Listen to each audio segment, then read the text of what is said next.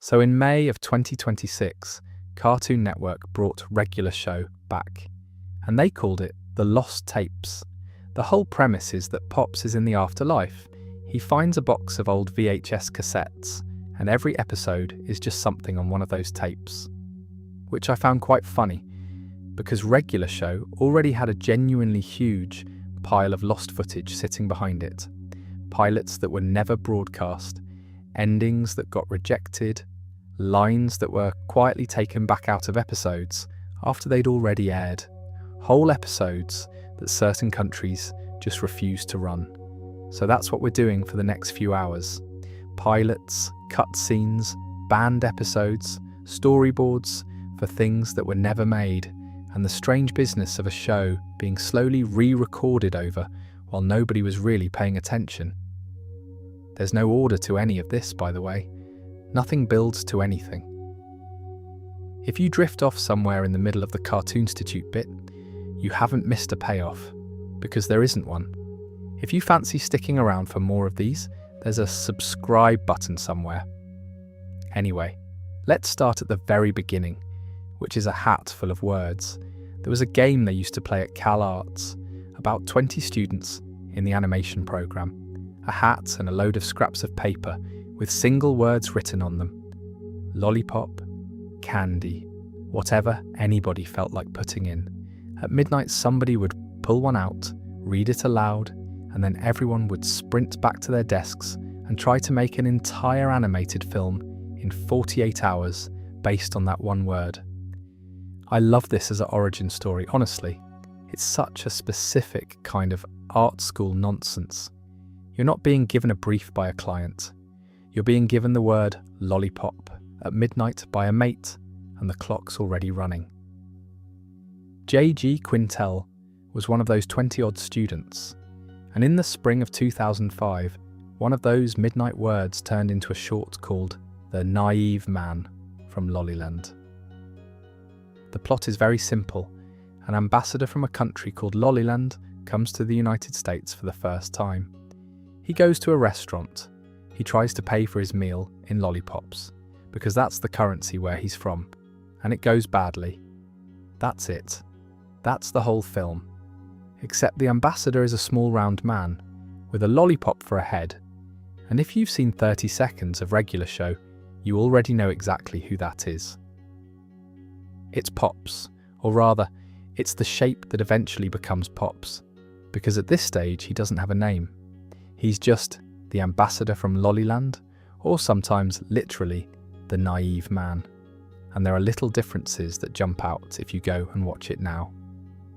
Sam Marin voices him, but the read is much lower and much flatter than the delivery you know. That high, delighted falsetto isn't there yet. It's a much more ordinary voice, coming out of a very silly head. The other thing that's different is where Lollyland actually is. In the show proper, Lollyland is another planet. In the student film it reads much more like a slightly fictional European country, sort of vaguely British, an ambassador arriving from somewhere across the water with different money and different manners. The idea of it being a whole other world came later. It's also pencil drawn, all the way through, and it apparently took something like 8 months to finish, which, given that the origin was a 48-hour game, is quite the escalation. The word came out of the hat, and then he just kept going for the better part of a year, and it paid off, because that same year, the film went to the Nicktoons Film Festival and won 2 separate awards, Producer's Choice and Student Animator. I've seen the prizes listed a few times, and they're wonderfully of their era. An Apple G5 tower, a copy of some animation software, $1,000. If you've ever wondered what winning an animation prize in 2005 actually got you, the answer is a very large, beige computer and enough money to cover about 2 months of rent. Now, before we move on to the other one, there's a thing here I find genuinely lovely. That short is the first piece of Regular Show media that exists. Not a pilot, not a pitch, not a network anything. A student film about a bloke who can't pay for his dinner. and it was made years before there was any show to be the first piece of. Right, the second one. In 2006, Quintel made another short called 2 in the AM/PM, and this one is a lot weirder. The setup is two clerks working the overnight shift at a gas station convenience store on Halloween night. An AM/PM, which is a real American chain, hence the title and the slightly clever pun in it. One of them offers the other a piece of candy. He tells him it's got weed in it. It hasn't. It's got acid in it. And then the film spends the rest of its runtime inside the resulting hallucination. The two clerks are drawn to look like Quintel and Marin. They're voiced by Quintel and Marin. It is essentially the two of them putting themselves in a cartoon, which, at art school, is a completely normal thing to do. And in hindsight is a bit funny, given who they both became. And here's where the regular show stuff turns up. Mordecai appears in it. So does Benson. And Pops carried over from the previous film. But they're not characters, in any real sense. They're hallucinations. They're what the two clerks start seeing when the candy kicks in. Quintel's clerk hallucinates into Mordecai. Marin's clerk hallucinates into Benson. And then, being Benson, even before he's Benson, starts worrying about getting fired. Rigby isn't in it at all. He doesn't exist yet, which means the pairing at the centre of this short isn't Mordecai and Rigby, it's Mordecai and Benson, which, if you know, the show is a slightly unsettling thought. Those two cannot be in a room together for more than 4 minutes. The other thing about 2 in the AM/PM is that it's a lot ruder than regular show ever got, even in the early seasons when the show was pushing things quite hard. There's proper swearing in it. Not implied swearing, not how in the H swearing, actual swearing. It's a student film, nobody's watching, there's no network, so there's nothing to push against. It also, as far as I can tell, mostly circulated online as an animatic rather than a fully finished film, with the two of them doing the voices over it, which is a very common way for student work to escape into the world. Somebody uploads it, it gets passed around, and 15 years later, there are people watching it specifically because of what its creator went on to make. And here's my favourite detail out of both of these films, and I'd say it's the one that's actually worth remembering. The clerk design. The one that's meant to be Quintel himself. The one that hallucinates into Mordecai. That design didn't get retired. It got put in a drawer for about 14 years, and then it turned up as Josh in Close Enough, the show he made after regular show ended. So there's a straight line from a 48-hour art school exercise, through a Halloween short about 2 blokes on acid in a petrol station, all the way to a streaming show in 2020 about a couple raising a kid in a Los Angeles duplex. Same guy, same drawing, just about 2 decades of gap in the middle. Since we're on the subject of the people involved, it's worth talking a bit about Sam Marin because he's a slightly under-discussed part of all this. He and Quintel were in the same class at Cal Arts. He helped out on the student films, which is how he ended up doing voices in the first place. He wasn't a voice actor. He was an animation student who got roped in because he was there, and he was funny. That's the entire origin of that career. Then he graduated and went to work at Walt Disney Animation Studios as an animator.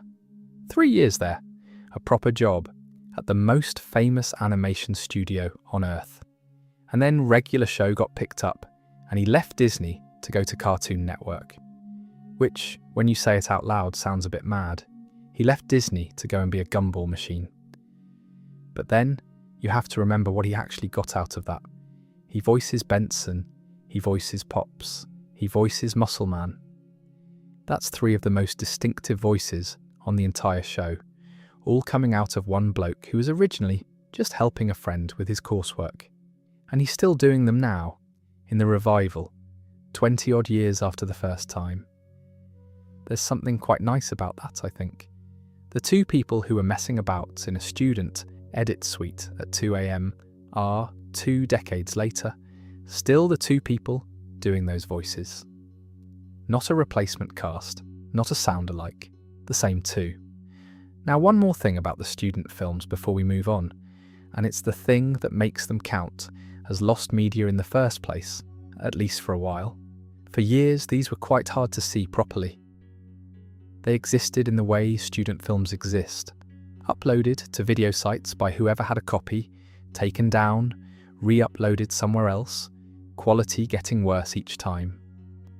There was a stretch where the version most people had seen of 2 in the AM/PM was a fairly rough capture that had been passed around for ages. That eased up eventually. The naive man from Lollyland ended up as a bonus feature on one of the season DVD sets, which is about as official as it gets. So the very first thing in the whole regular show timeline is now sat on a disc as an extra, next to episode commentaries, which is a slightly funny place for it to end up. But it does mean that if you want to watch the shorts today, you can, more or less, which is not something I'm going to be able to say about most of the things in this video. Anyway, that's the prehistory. 2 student films, a hatful of words, 1 bloke who left Disney, and a lollipop-headed ambassador who couldn't pay for his dinner. The next bit is where it starts being a real television show, and also where the first genuinely lost things start piling up. Because regular show didn't get made in the normal way. It got made as part of a Cartoon Network program that fell apart before it finished, and most of what that program produced is either very hard to find or was never officially released at all. So the number I want to start with is 150. That's how many pieces of animation Cartoon Network said they were going to make when they announced this thing. 150 over 20 months. That was the plan, stated out loud at their annual upfront in New York on the 3rd of April 2008. Then it became 39, then it became 14, and then it stopped. The program was called the Cartoon Institute, which is a name I've always found slightly awkward to say, and apparently was coined by Lauren Faust, who was married to the man running it. The man running it, creatively speaking, was Craig McCracken, who made the Powerpuff Girls and Foster's Home for Imaginary Friends. Rob Renzetti, who made My Life as a Teenage Robot, was supervising alongside him. And the whole idea originally came from Rob Sorcher, who was a Cartoon Network executive at the time. The pitch was straightforward and honestly quite romantic for a television network.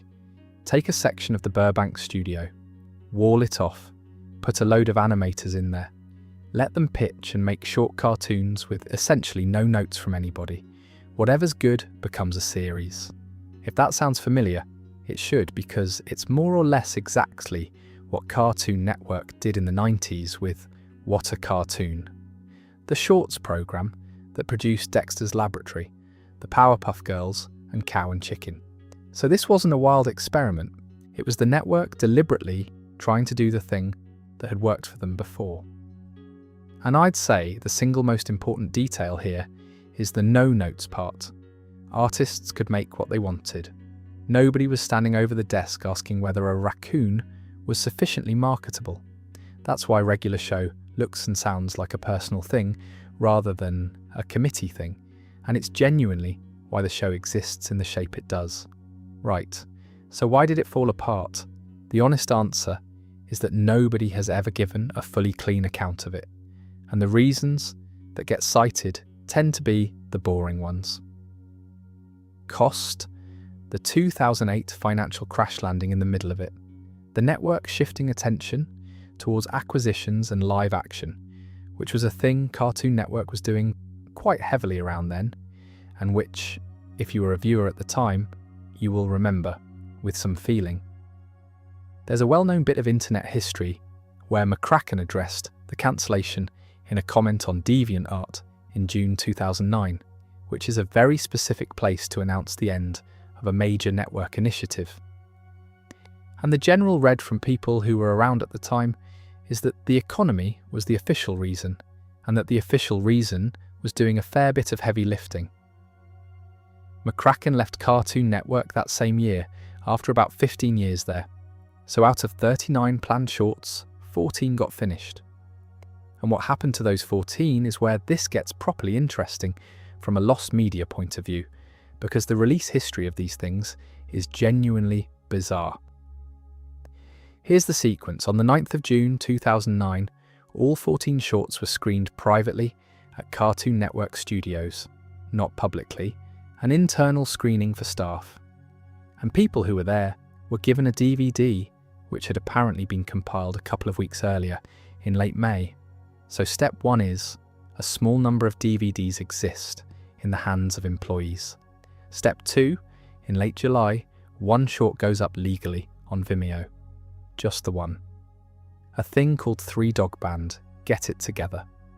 Step 3, and this is my favourite part, on the 26th of September 2009, all 14 shorts appear on YouTube, every single one. And then the account that posted them is deleted almost immediately afterwards. I have no idea who did that, and I don't think anybody's ever properly said. But somebody had access to the lot, put them all up in one go, and then vanished. Which is such a specific kind of act. It's not a leak that dribbles out over months. It's one person going, right, here's everything, goodbye. Step 4, on the 7th of May 2010, Cartoon Network themselves put nearly all of the shorts up on their own website, officially, which reads a bit like the network shrugging and deciding that if they're out there anyway, they may as well be out there properly. And step 5, they were quietly taken down again. Now, nearly all is doing some work in that 4th step, because 3 of the shorts weren't included in the official upload. Maruend, 3 Dog Band, which is odd given that was the one that went up legally in the first place, and Joey to the World. I've never seen a clean explanation for why those 3 got left off. It might be rights, it might be that somebody didn't like them, it might be that nobody thought about it very hard, which, in my experience, is usually the answer to questions like this. But the upshot is that there's a batch of animation made by professionals at a major network, finished, screened, briefly on YouTube, briefly on the official site, and now sitting in the sort of half-existence where the only reliable copies are whatever people saved off the internet in 2009 and 2010. Not destroyed, officially available, just floating. Since we're here, it's worth saying what actually survived out of all this, because the programme did work. It just worked for about 3 shorts out of 150. Regular show came out of it. That's the obvious one. In August 2009, Cartoon Network greenlit 12 quarter hours of it, and it went on to run until 2017. And then there's the Uncle Grandpa short, which had a genuinely strange journey. It first got developed into a series called Secret Mountain Fort Awesome, which ran for 2 seasons. Then, having done that, the network went back and made a series out of the original Uncle Grandpa short properly, and that one ran for 5 seasons and 150 odd episodes.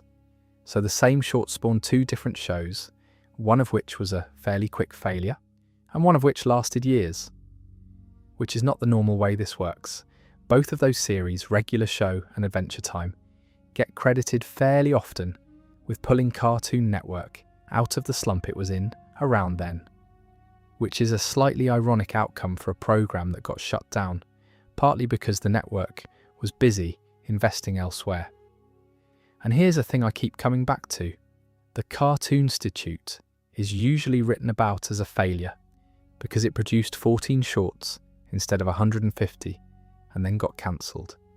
But if you judge it on what it was for, which was finding a show, it worked immediately. It found one of the biggest series the channel ever had, on the first go, from a bloke who pitched it with a storyboard because he knew describing it out loud would sound insane. It just didn't get to do it another 30 odd times. There's a small postscript to this, which is that the idea never really went away. Cartoon Network kept coming back to the shorts model in different shapes over the years. Through the mid-2010s, they started uploading pilots online and watching what audiences did with them, which is how things like OKKO and Infinity Train ended up getting picked up. And in April 2021, they announced another anthology attempt, this one called Cartoon Network Shorts, which is a direct callback to what they used to call their original shows in the first place. So the mechanism survived. The specific walled-off room in Burbank with no notes did not. I've got a soft spot for the whole thing, if I'm honest. There's something quite pure about a network deciding the best way to find good cartoons is to leave animators alone in a building for a while. It's an expensive way to run a development department, and I completely understand why it got cut. But you can see the results. You can watch them. Well, you can watch the finished ones some of the time, depending on what's been uploaded this year. Which brings us neatly to the one everyone actually wants to talk about, which is the short quintel made in that building, the one that became a series, and the fact that it originally wasn't set in a park at all. I want to start this one with Rigby's teeth, because it's the kind of detail that tells you more about how a show gets built than any amount of production history. In the original pilot, Rigby has 2 teeth. Just 2. Sort of prominent front ones, the way you'd draw a cartoon rodent. In the show as it aired, he's got a full set. And the reason for the change, according to Quintel on the DVD commentary, is that the 2 teeth made him read as a little kid, which is a problem because the entire premise of regular show is that these are 2 23-year-olds behaving like children. If the character actually looks like a child, the joke stops working. It's just a kid being a kid at that point. That's a very small drawing decision that protects the whole idea of the show. I think about that one a fair bit. Right, let's do the pilot properly. The pitch first, because the pitch is genuinely funny. Quintel didn't verbally pitch regular show, because he worked out fairly quickly that describing it out loud makes it sound like nonsense. And he's right, try saying it. It's a show about a blue jay and a raccoon who work at a park with a gumball machine, a yeti, and a man with a lollipop for a head. There is no version of that sentence that lands in a meeting room. So instead, he storyboarded the whole thing and showed them that. McCracken and Rob Renzetti liked it, and that was that. Rob Sorcher later described it as a pitch on post-it notes, which has become one of those lines that gets repeated in every article about the show, and which I suspect is slightly more romantic than the reality, but the core of it is true. He drew it rather than said it, because saying it wouldn't have worked. Now, the thing that always gets me about the pilot is that the show was originally going to be set at a zoo, not a park, a school, full of humans, Mordecai and Rigby working at a zoo where the exhibits are people. And apparently, Quintel was quite set on this. It wasn't a passing thought, it was the plan. The network pushed back and said it should be a park, and he went along with it, and he's since said that he thinks they were right, and the park is better. Which I agree with. Though I'd love to have seen about 4 episodes of the zoo version out of pure curiosity. And the reason we know this isn't just anecdote is that you can still see traces of it. If you go and watch the original pilot and pay attention to the backgrounds, there are cages in there, bits of enclosure architecture that don't belong in a municipal park, left over from when the setting was something else.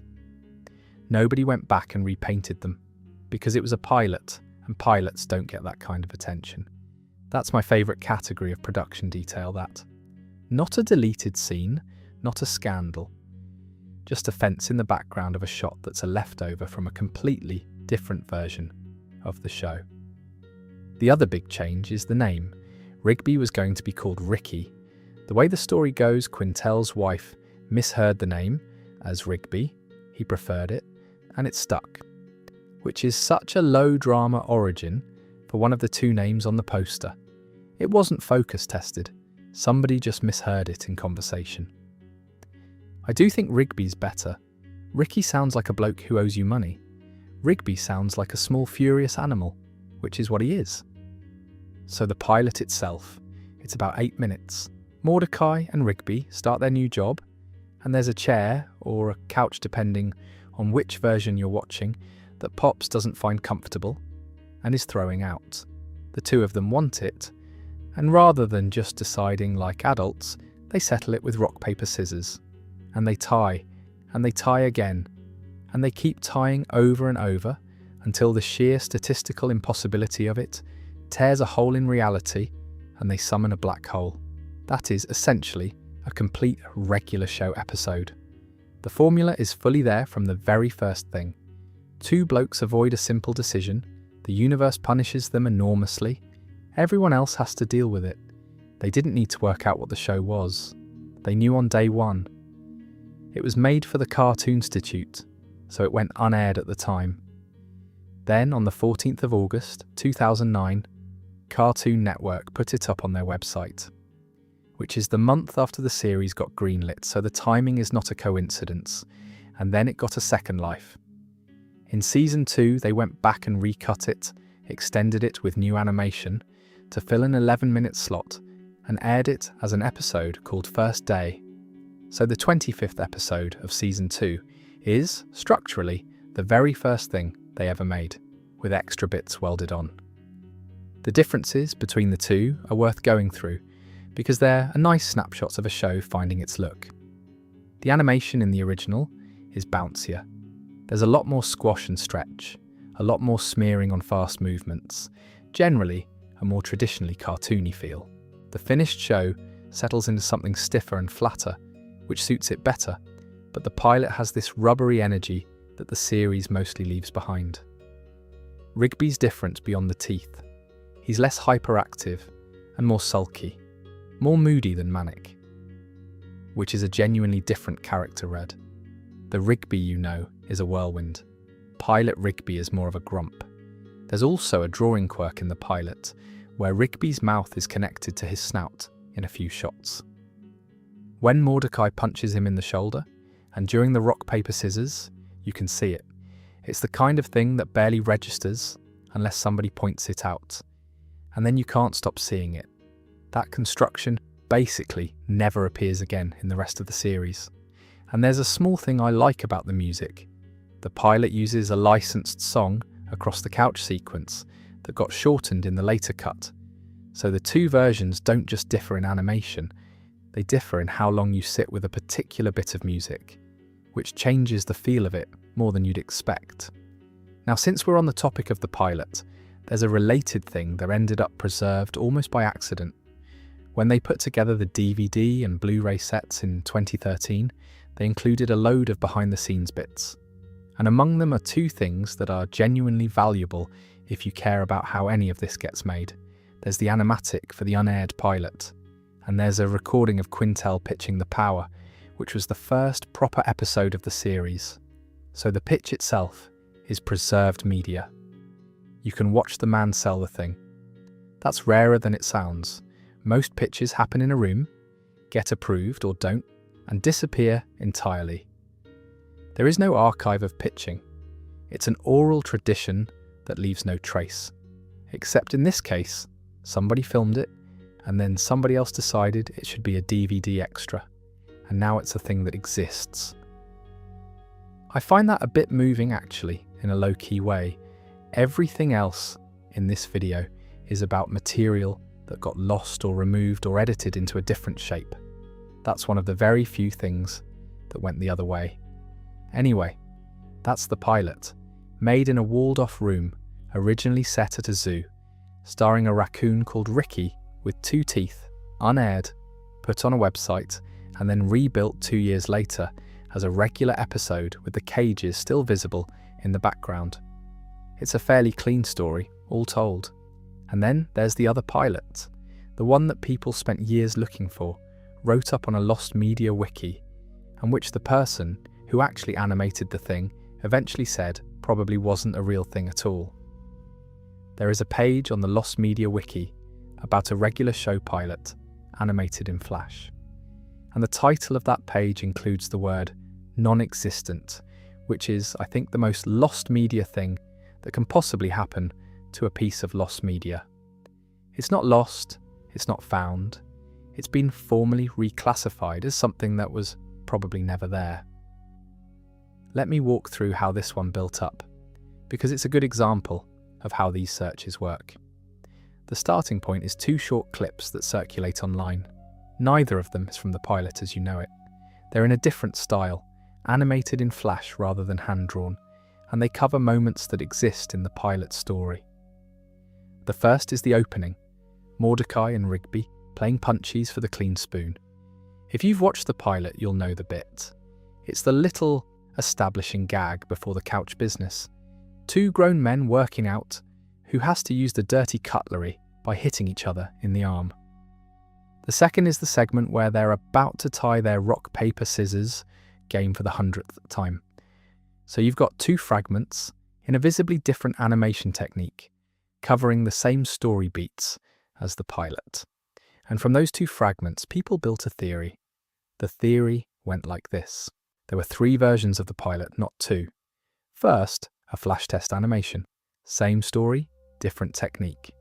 Second, the hand-drawn version, which is the one that actually sold the show to Cartoon Network. And third, the extended broadcast cut, with new animation added to fill the 11-minute slot which aired as first day. That's a tidy theory. It explains the clips. It fits what people know about how test animation sometimes gets done cheaply before you commit to the expensive version. And for a while, that was the accepted story in the corners of the internet where this sort of thing gets discussed. Then on the 15th of December 2021, one of the people who actually animated the pilot said publicly that it wasn't fully animated in Flash. And that's it. That's the resolution. One person who was there saying, essentially, no, that's not what happened, which leaves the page in this strange state. The clips are still there. Something clearly exists, but the framing around it, the idea of a separate lost Flash pilot sitting in a vault somewhere, doesn't survive contact with somebody who worked on it. The most likely explanation, and I want to be clear that this is me reasoning rather than me reporting, is that Flash was used for some portion of the work rather than all of it. Which is extremely normal. Productions mix techniques constantly, especially at the test stage, especially when money is tight, especially in a program that was already being squeezed.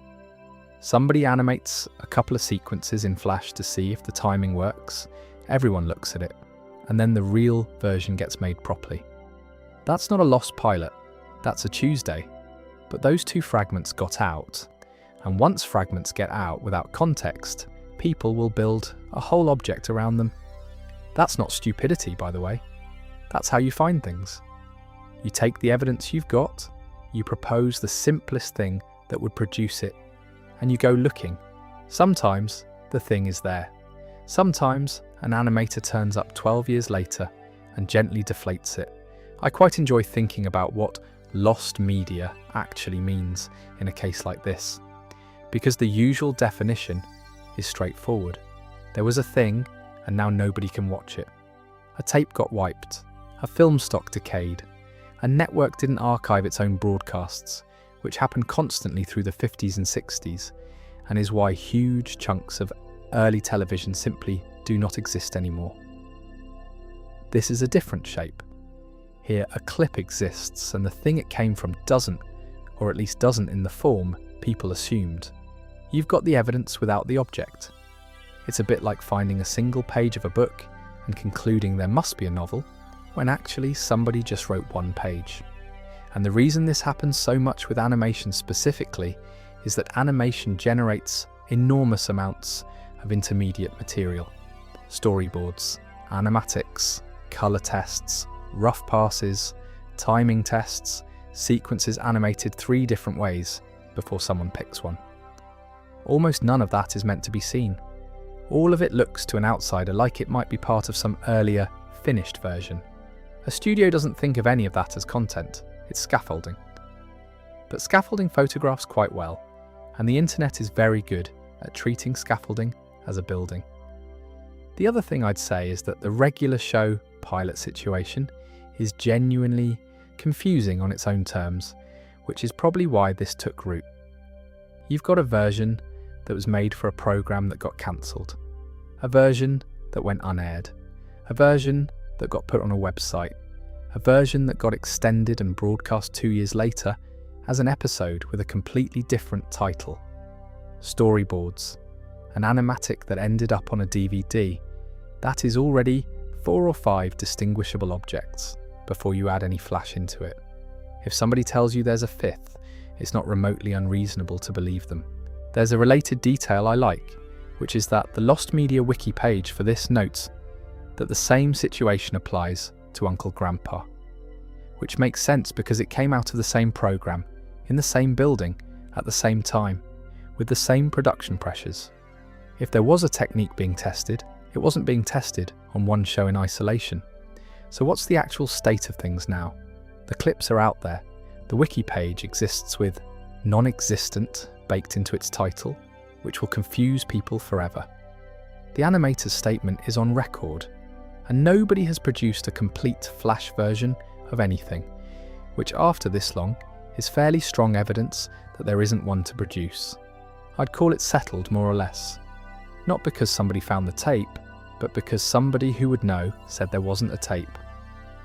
That's a slightly unsatisfying kind of ending, and I think that's fine. Most lost media searches don't end with a triumphant recovery. They end with somebody who was there saying, "Oh, no, that was just a test we did." The dull answer is usually the true one. And here's the bit that stays with me. Somewhere in all this, there are people who worked on a cartoon short in 2008 and 2009, who did some rough animation in Flash to check whether a joke about punching each other for a clean spoon had the right rhythm, and who have absolutely no idea that a fragment of that work is now catalogued and argued about on a wiki dedicated to missing media. That's the actual weirdness of the internet, I think. Not that things get lost, that completely ordinary bits of work get elevated into mysteries by people who genuinely care, and the people who made them have long since moved on to something else. Right. Enough about pilots that may not exist.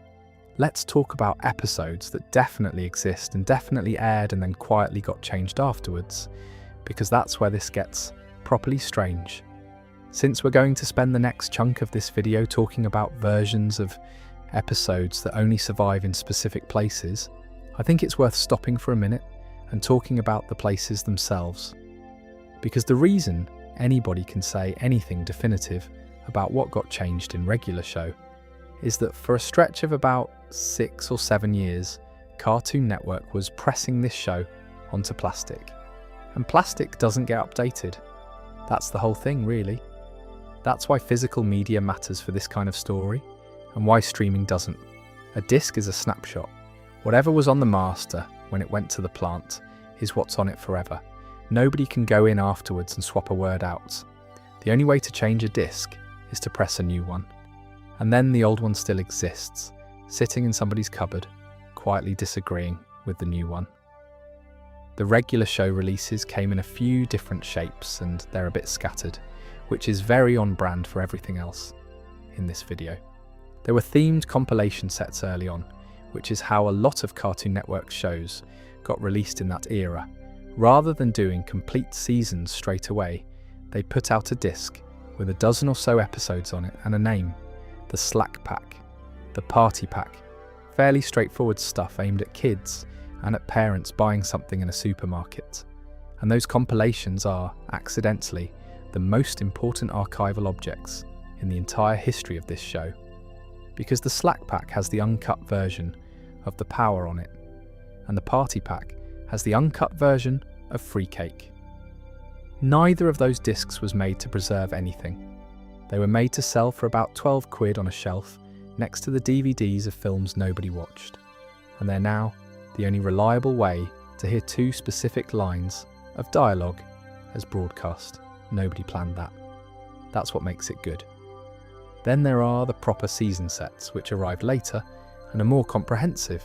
There's a first and second season release on DVD and Blu-ray, with 40 episodes across it, and that's the one with the actual bonus material. And the bonus material on that release is where a surprising amount of what we know comes from. Episode commentaries, deleted scenes, the naive man from Lollyland included as a bonus, which is how a student short from 2005 ended up as a supplementary feature on a Blu-ray in 2013. And then the behind-the-scenes bits I mentioned earlier, the animatic for the unaired pilot, the animatic for the Power, and the recording of Quintel actually pitching the Power. Plus an interview with him, and a thing about the prints they made. That's a genuinely good extras package.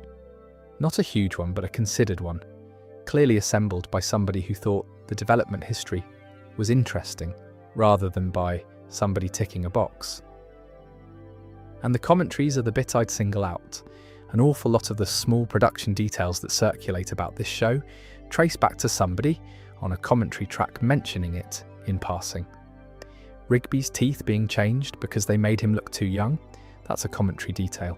It's not in a press release. Nobody wrote an article about it at the time. Quintel said it out loud over a picture of a raccoon, and somebody was listening. That's a specific kind of historical record, and it's one that's basically stopped being produced. Streaming services generally do not carry commentary tracks. There's a slot for it in the interface, there's a demand metric that justifies it, and the assets that get delivered to the platform include the episode and other material. So there's a window, call it roughly 1997 to 2015, where a huge amount of casual, off-the-cuff production history got recorded, because the format demanded that somebody sit in a room and talk for 22 minutes. And when the discs stop being made and the players stop working, that talking stops being accessible. I'm not going to pretend that's a crisis. It's a cartoon commentary track, not the Domesday Book. But it is a real loss of a specific kind of information. And it's the reason people who care about this stuff get twitchy about physical media disappearing.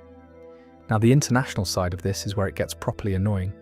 We've mentioned that the only British release was a Season 1 set in late 2014, which had no bonus features at all, carried the broadcast edits, added a few extra ones of its own, and was missing an episode, which means British fans got the worst possible version of the archive, none of the extras, and a set of edits baked in permanently. There were other territories with their own releases, and they vary.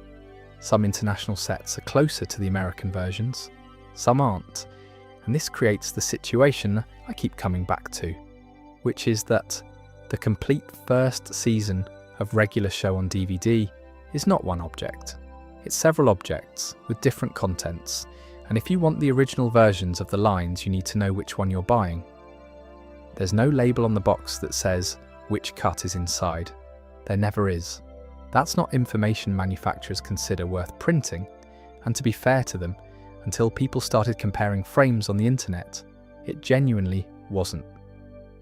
There's one more piece of this that I find quite funny, and it's the streaming exception. For a while, the American Netflix listing had the uncut version of Meet Your Maker, with the original line intact, which means there was a period where a streaming service was, briefly and presumably by accident, the best available source for one specific episode. Then the show came off Netflix, and that stopped being true. So the score, for anyone keeping track, for one of those three lines, the answer is a supermarket compilation DVD. For the second, a different supermarket compilation DVD. For the third, a streaming listing that no longer exists. You can buy the original season, one of this show. You can just buy it directly. And there's a version of that sentence that applies to an enormous amount of television, which is why people spend their evenings comparing frames in the first place. Right, let's get back to the edits themselves, because Britain has a lot more to answer for than I've covered so far. This is the section that the title of this video is actually about, so I want to take my time with it. In May 2026, ahead of the revival, Quintel sat down with Variety and talked about the original run, and in among the usual anniversary stuff, he said something that confirms what fans had worked out years earlier from watching DVDs. The gist of it is this: Cartoon Network greenlit the show, asking for TV PG, and told them to push right up to that boundary, which they did enthusiastically for 2 or 3 seasons, and then the network started getting phone calls from parents, and eventually the message came down that they needed to tone it down and take some of that stuff out. And then the key part, they had to go back and retroactively pull some of the language out of episodes that had already been broadcast, not future episodes that had already gone out on television. Somebody sat down with finished, aired, catalogued episodes and took bits out of them. Now, this is not unusual in television. It happens constantly, and almost nobody notices, because if you're only ever watching the current version, you have no reference point. The only way anybody catches it is if they happen to have the old one on a disc.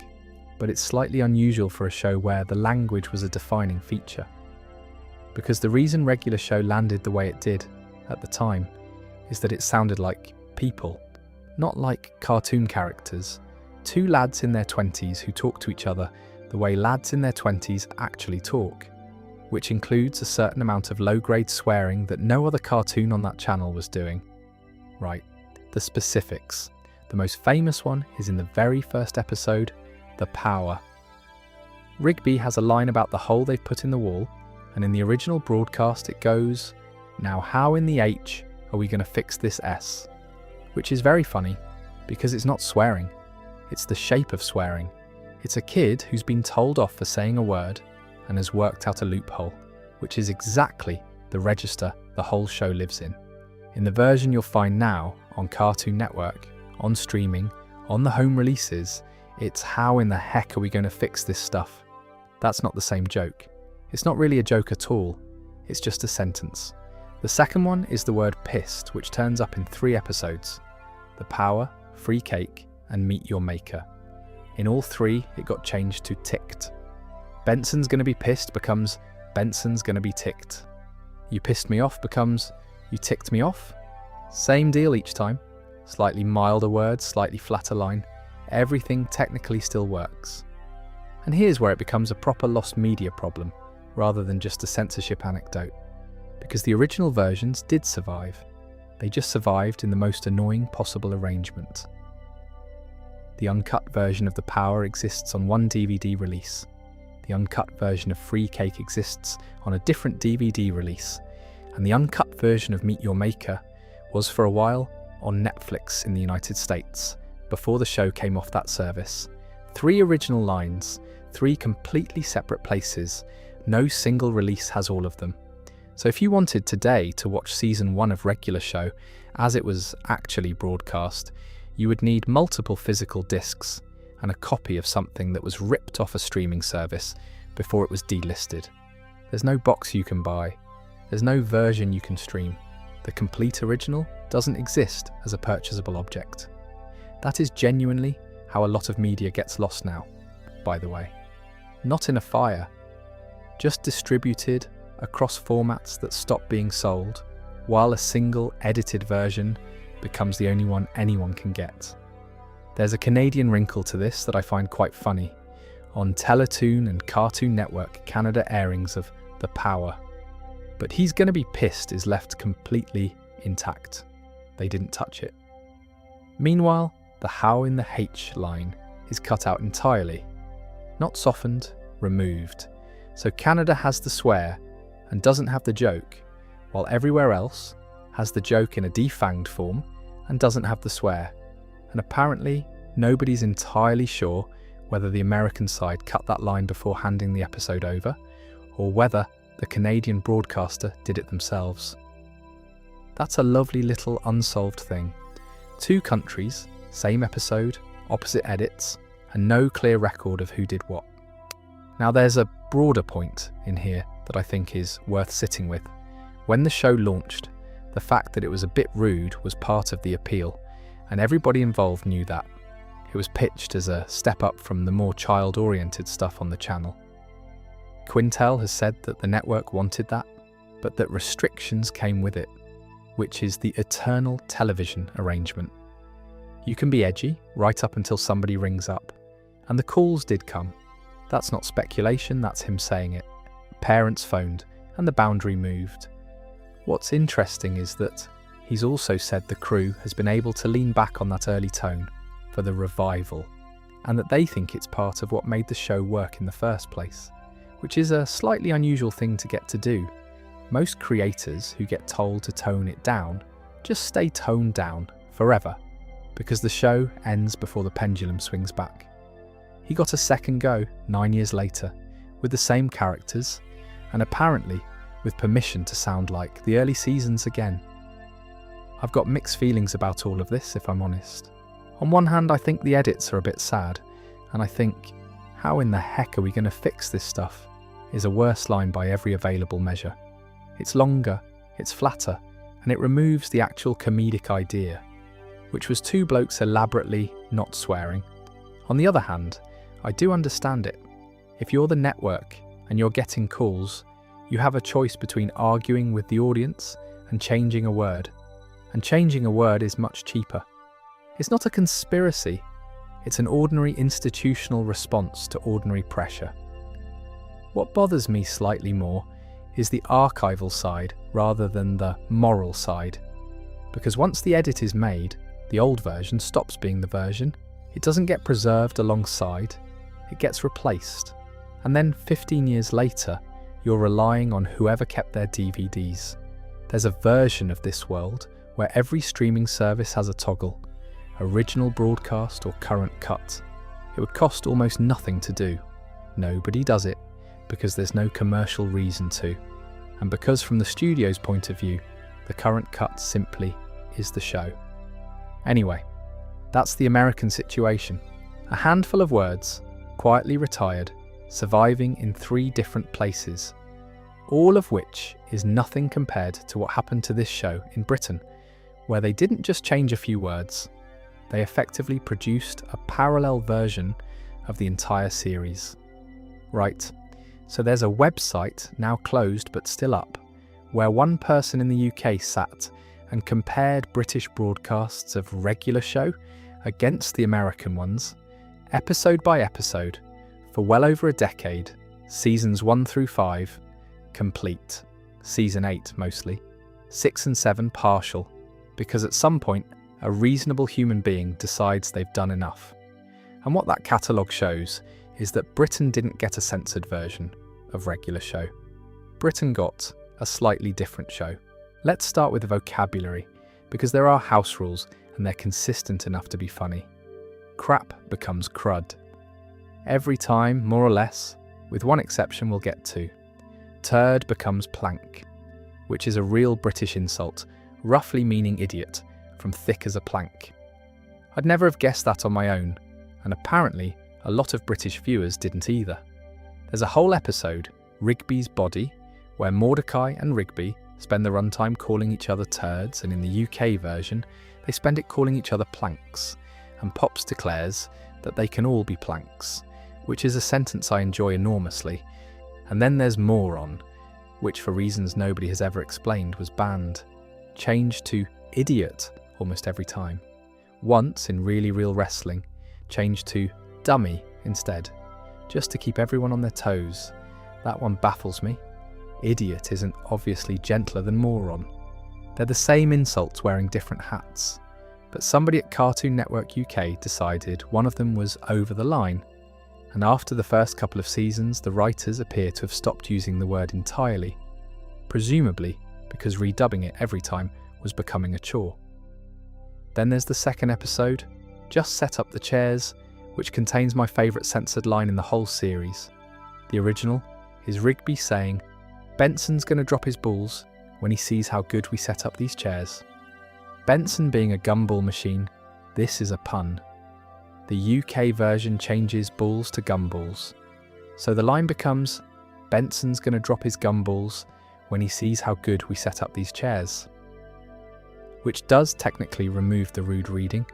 It also makes the line extremely repetitive and slightly nonsensical, because now he's just describing something a gumball machine could plausibly do. The joke has been explained into non-existence. Now, since we're talking about specific episodes, I have to tell you about caffeinated concert tickets, because it is a genuine mess and I love it. Cartoon Network UK aired 6 distinguishable versions of that one episode over the years. The first version had no title card, apparently because they were handed an odd copy.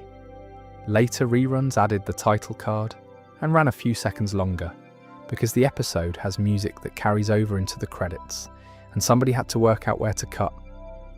Then they started including some of the credits.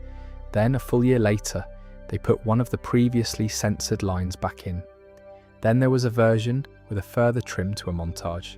Then they went back to showing a snippet of the credits again. 6 versions of one 11-minute cartoon about 2 blokes trying to stay awake to buy concert tickets. And they didn't run interchangeably either. Once they changed something, that became the version, until they changed it again. So depending on precisely which year you happened to watch it in Britain, you saw a materially different episode. The edits themselves are the usual mix. A line about a band being ready to rock your 11 to 15-year-old pants off became jeans off, which is odd. Some jokes about lady pecs were cut and then partially restored. And at some point in 2014, they removed a gag involving a giant coffee bean, which means the edited versions now omit that scene entirely. Then there's Temp Check, which contains what I'd call the single most impressive edit in the entire run. In the original, there's a bloke playing a harmonica with his backside. It's a quick gag. Cartoon Network UK didn't want it. Rather than cutting it, they reanimated it. In the British version, he sticks 2 kazoos up his nostrils and plays those instead. New animation, and they changed the music underneath to match the new instrument. I have 2 thoughts about this. The first is that somebody was paid to animate a man putting kazoos in his nose, and I hope they had a nice day. The second is that it's genuinely well done. It's not a clumsy freeze frame. It's a proper little piece of work in service of a completely absurd goal. Slam Dunk has an edit that's less impressive, but much more visible.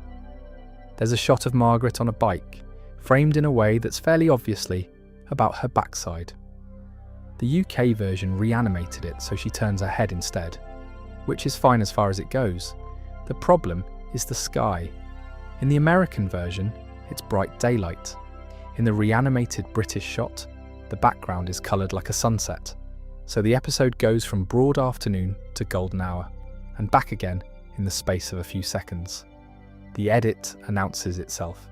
You don't need to be looking for it.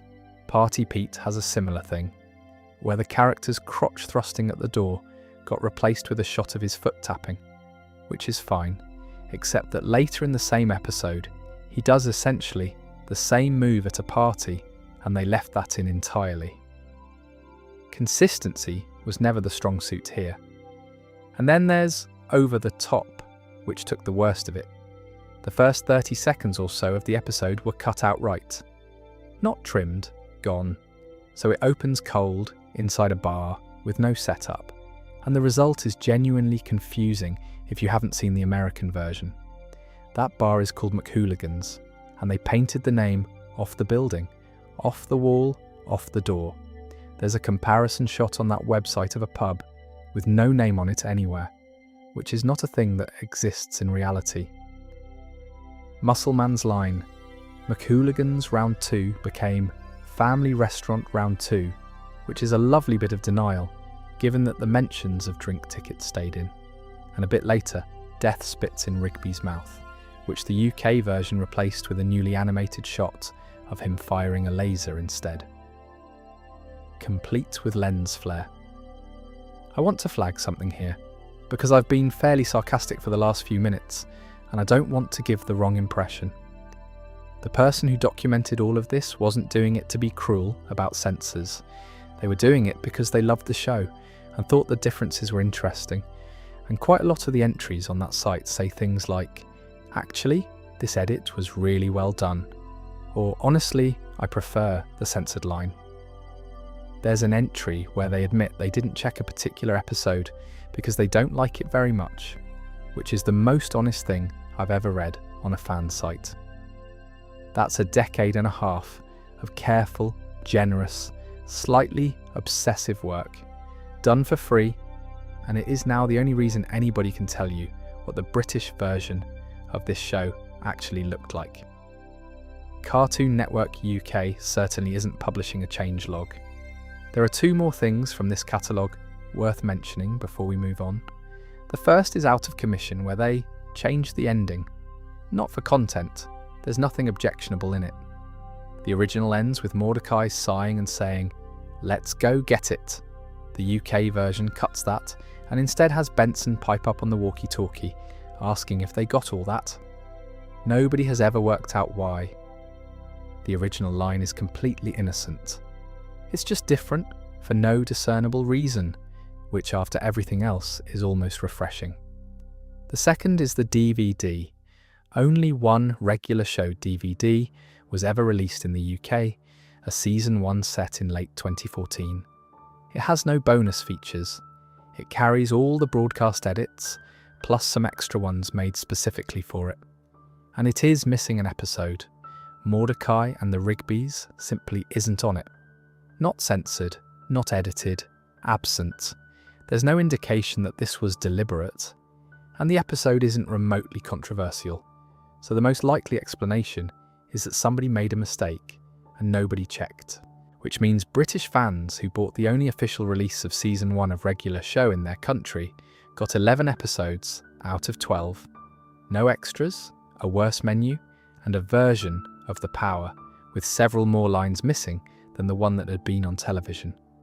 The general advice on that website, from someone who'd looked at all of it very closely, was that British fans should just import the American discs.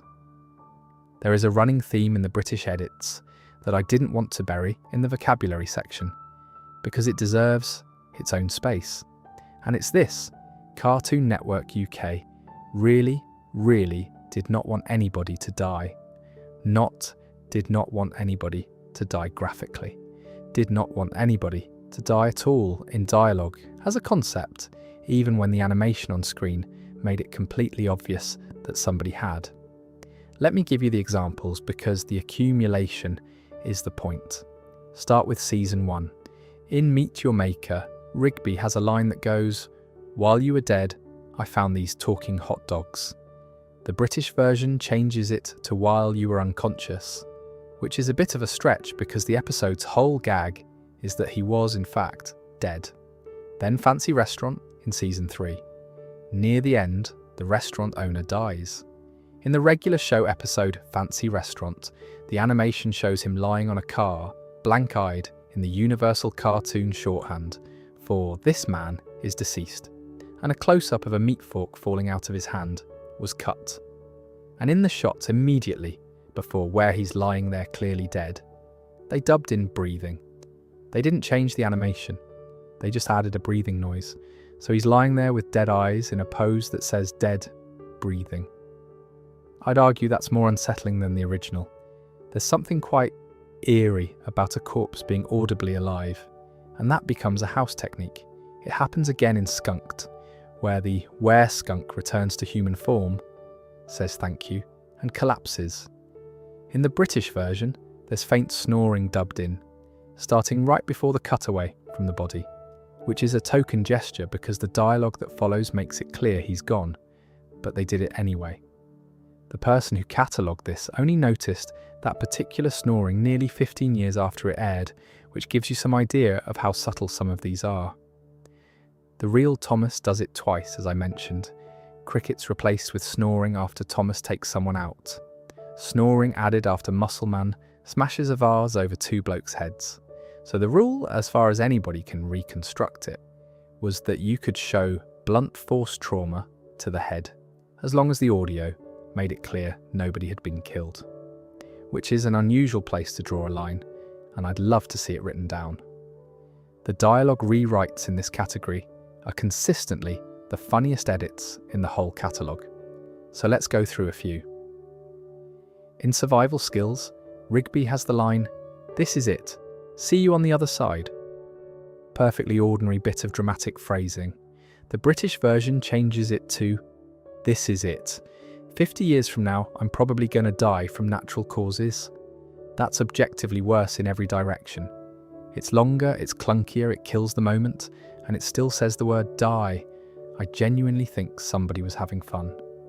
In Guitar of Rock, a newsreader announces that an American icon has died after falling off a 5-foot stage. British version, he has just stopped being alive after falling off a 5-foot stage. Delivered dramatically. Same solemn newsreader energy. Stopped being alive. In Catching the Wave, Peachy's dead becomes Peachy's done, while every other death reference in the episode stays in. In Bachelor Party, there's a sign in the background listing people who died trying the Inferno Challenge. That got repainted to read, "People who stopped living from trying the Inferno Challenge," which is more words in a smaller space, saying exactly the same thing. Somebody typeset that, somebody approved it. And in Tent Trouble, an announcer says, "The venue isn't liable for any injuries or deaths," which became not liable for any permanent damages. Now that last one I actually understand, because it's a legal sounding line, and swapping it doesn't cost you anything. But taken together, the pattern is unmistakable. The word is the problem, not the event. The event can stay. The event can be shown. You just can't say it. The best demonstration of this is the end of Muscle Man in season 6, and I want to give the British editors real credit here because I think they handled it well. That episode is built entirely on death subtext. Muscle Man announces he has news, everyone assumes he's dying, and the whole thing plays out on that assumption until the joke lands at the end. Cartoon Network UK could very easily have hacked it apart. They didn't cut a single thing. What they did instead was add. After Muscle Man says he has some news, the original cuts to the others exchanging confused looks. The British version replaces that with newly animated footage of Muscle Man walking up to Benson and muttering to himself about the surprise he's got for them. So the audience knows immediately that he isn't actually dying. The subtext is preserved, the tension is removed, and nothing has been deleted. They do it again later. There's a close-up of the apparently dead Muscle Man lying on a statue with his eyes closed. In the British version, he briefly opens his eyes, glances at death, laughs to himself, and closes them again. Which does ruin the punchline of the episode, obviously. If you know he's faking from the first minute, the ending isn't a reveal. But as a solution to the problem the editors were handed, it's elegant. New animation, in character, that lets a fairly dark episode go out essentially intact.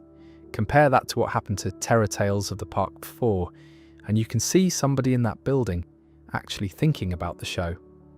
There's one more example I want to mention because it's the strangest of the lot. Skips' story, season 5, is one of the best episodes of the series, and it's about Mona dying. There's no getting around that. It's the emotional core of the whole character. They kept it. The death stayed. What they changed was how it looks. In the original, Mona is shown lying on the ground, and then a large chunk of falling ceiling lands on top of her. The British version replaces the impact with a shot of Mona looking away from the ceiling before it hits, before cutting away very quickly. The event is identical. You know exactly what's happened. You just don't watch it land. And in the same episode, there's a fight where Claude Bain punches Walks repeatedly, which got replaced with a close-up of Claude Bain punching frantically, with Walks not visible at all, which the person who logged it noted actually makes him look more unhinged, not less. So there you have it, a whole territory's worth of edits organised around a single word, applied inconsistently, sometimes clumsily, occasionally with real craft, and producing at least 3 lines of dialogue that are funnier than anything the writers came up with. Stopped being alive. I'm still thinking about that one. The thing you'd expect, if you were tracking the British edits over time, is that they'd relax. The show gets established, the audience gets used to it, the censors calm down. That is not what happened. If anything, it went the other way. Seasons 1 and 2 are mostly a vocabulary problem. By seasons 4 and 5, you're getting reanimated shots, redubbed lines with new mouth movements, and edits that nobody has ever been able to explain. Let's go through the good ones. Silver Dude, season 5. A street performer introduces himself with the line, "Why I'm the god of street performing." British version, "Why I'm the dude of street performing." Now on the face of it, that's a religious sensitivity edit, except Cartoon Network had never had a problem with God used like that before. Adventure Time had a character literally called Party God going out on the same channel, and the delivery is the giveaway. The word dude sounds lifted from one of his other lines, patched in rather than recorded fresh, which suggests they couldn't get the voice actor back and did it with what they had. The best part is that the episode synopsis on the listings still called him the god of street performing. So the edit didn't make it as far as the paperwork. They did it again in Bank Shot, where Mordecai's line, the god of basketball, became "Nice ride, dude," which isn't even the same sentence. It's a completely different reaction to a completely different thing. Diary, Season 3, has 2 edits and one of them has never been explained by anybody. Rigby says, "You're whipped with a capital whapsh," doing the whip sound. In Britain that became, "You're whipped with a capital wah-hizit." Wah-hizit. I have no idea. I've thought about it. The word whipped stayed in. The joke stayed in. They just changed the noise. The other edit in that episode is more sensible. "Your friend without benefits" became, "Your friend that'll never be more than a friend," which is wordier but does the job. And apparently they reanimated the mouth movements to match, which by that stage in the run they'd started doing routinely. Early on they'd just dub over the existing animation and let it not quite line up. By Season 3 somebody had decided that if you're going to do it properly. In regular show Paint Job Season 5 contains what I'd nominate as the single most baffling edit in the entire catalogue. The episode opens with Mordecai launching pizza pouches into Rigby's mouth. Nothing was cut, no dialogue changed, the gag is entirely intact. But that gag is actually from regular show, where Rigby is holding a plate throughout. A plate, for the whole regular show scene. Somebody went in and added a plate to the gumball scene. There is no risque reading of that scene. There is no violence in it. The only theory anybody's ever floated is something to do with food hygiene, which would be an extraordinary thing for a broadcaster to worry about in a cartoon where a man's arm regularly falls off. I love it. It's the purest example of an edit existing for reasons that will never be known. Then there's a run of them where they started softening physical violence, which kicks in around Season 5 and is applied fairly consistently. In Expert or Liar, a bloke punches Rigby, and that became a push.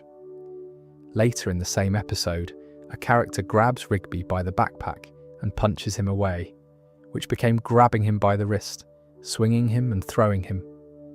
Rigby's black eye in the next scene was left in, which slightly undercuts it.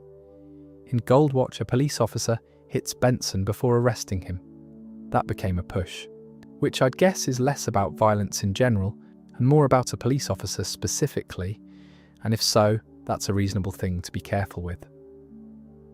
In Skips in the Saddle, Skips punches a bloke in the face. The British version has him swing without the connection being shown, though they left the punch sound effect in. That's a smooth edit, and the person cataloguing it said so. And Firework Run, Season 4, has one that made me laugh out loud. Near the end, the villain rushes at everyone with a golden machine gun. In Britain, that was replaced with a handheld cannon. A cannon, because that's less violent. And the scene immediately afterwards, in which a firework fires off in all directions like a weapon, was left completely untouched.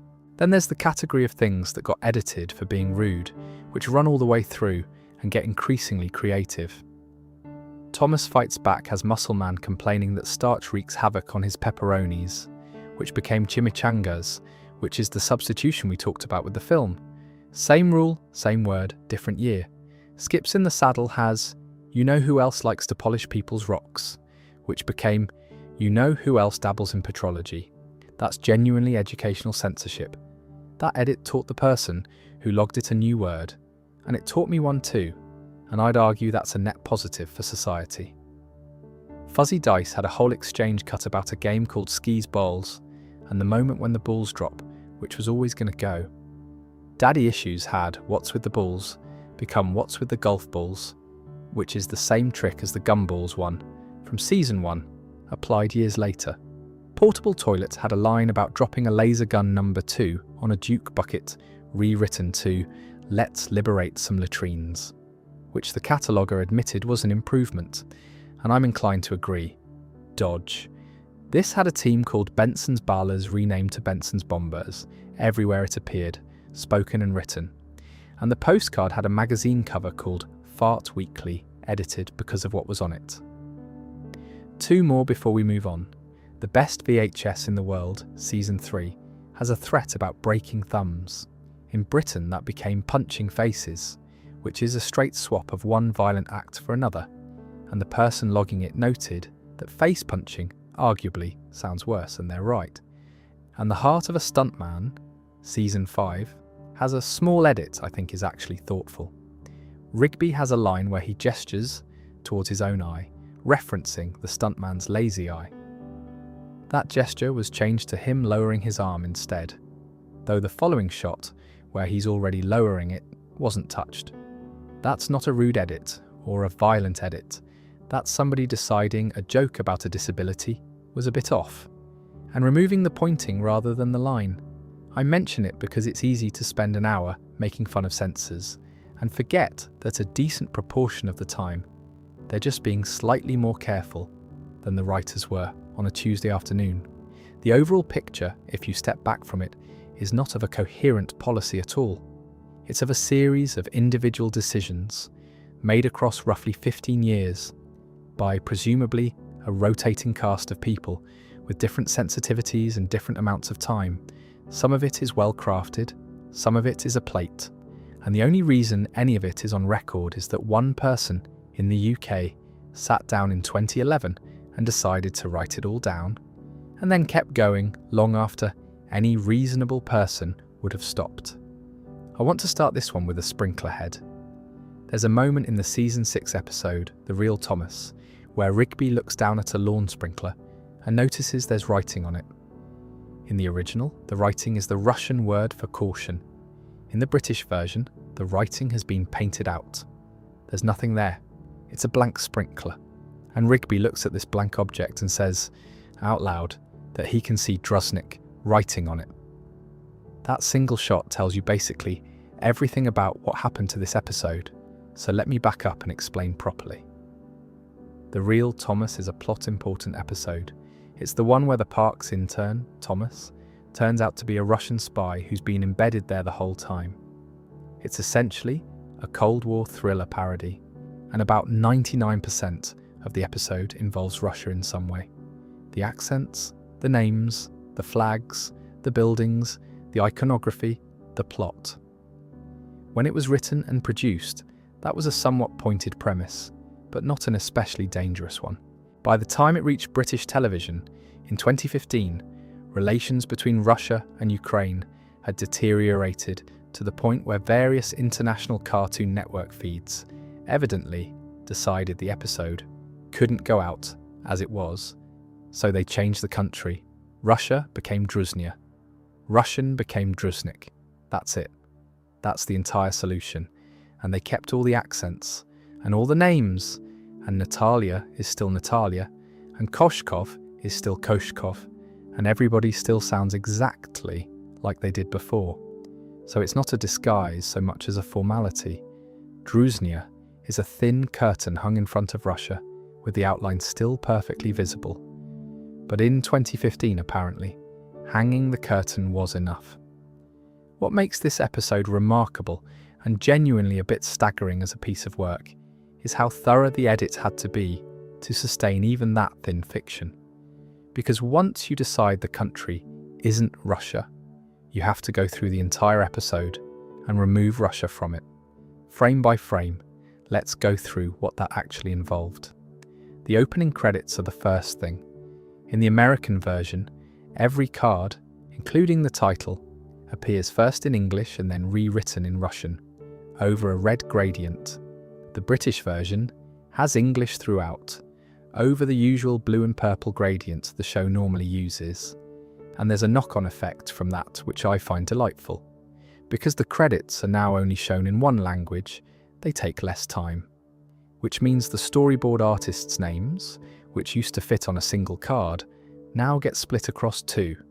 An entire international geopolitical edit, and one of the consequences is that two blokes' names ended up on separate screens. Every spoken instance of Russia and Russian is redubbed to Druznia and Druznik. That's a lot of lines. Rigby, Thomas, Natalia, various others. Every spoken instance of KGB becomes MOM, which doesn't stand for anything as far as anybody has been able to work out. The widely held theory is that somebody picked three letters that would fit the existing mouth movements, and honestly, that's probably exactly what happened. KGB is 3 syllables, MOM is 3 syllables, Job done. Thomas has a backstory flashback, and that took a beating. One shot, cut entirely. His line about being born on a cold winter's night in Kiev has the city removed. So he's just born on a cold winter's night, somewhere, presumably in Druzhnia. The full establishing shot of a building afterwards was cut.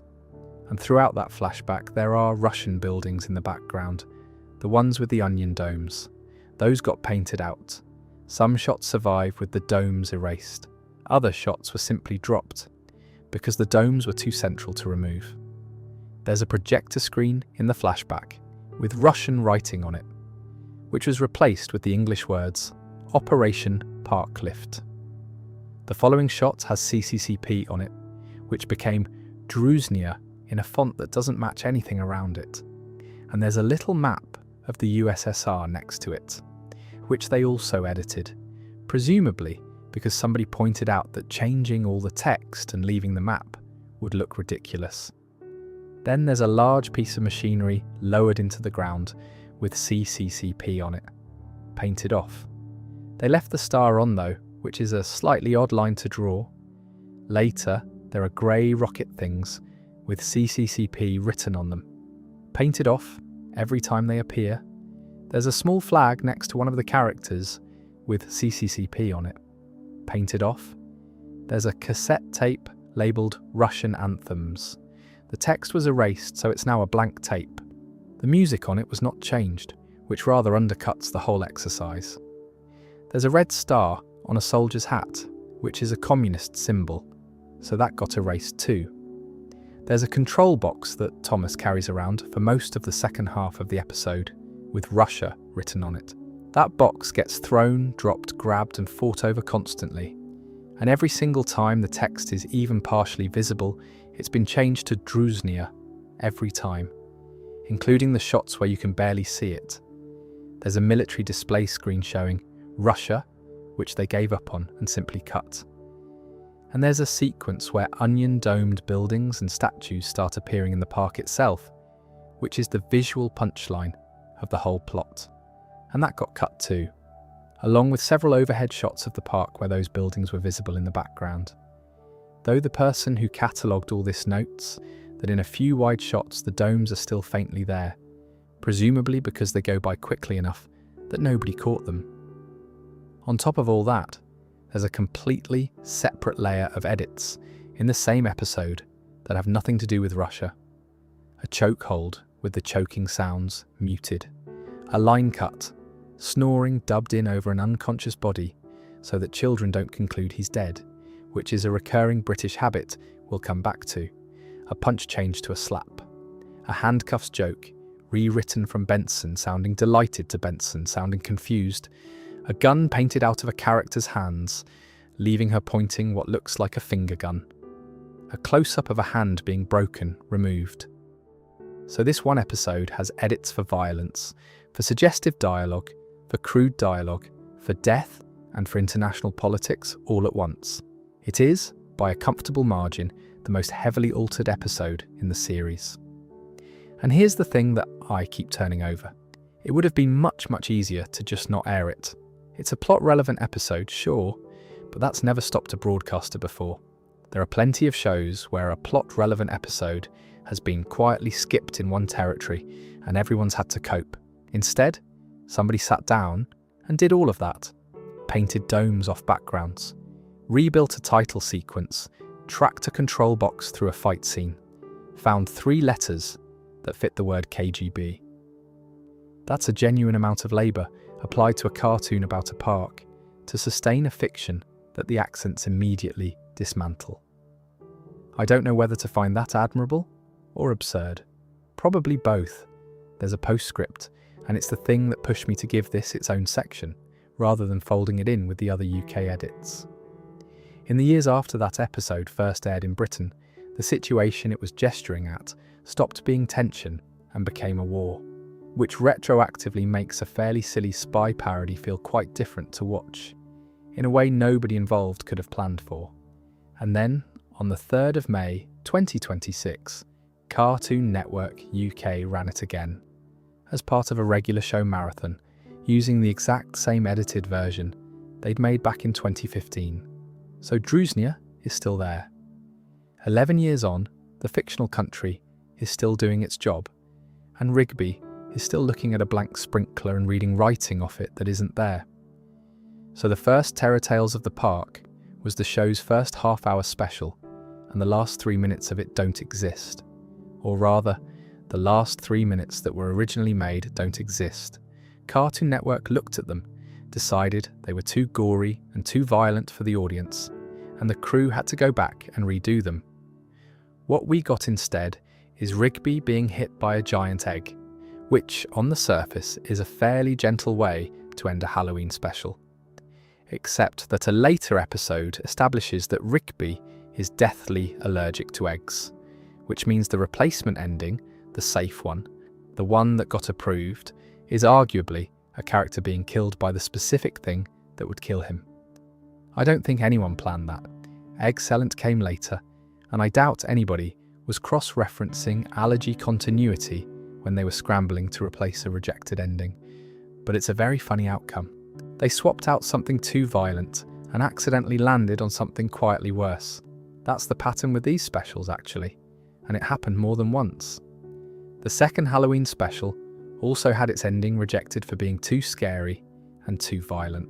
What aired instead is the tow truck crashing into a tree and everybody emerging as ghosts.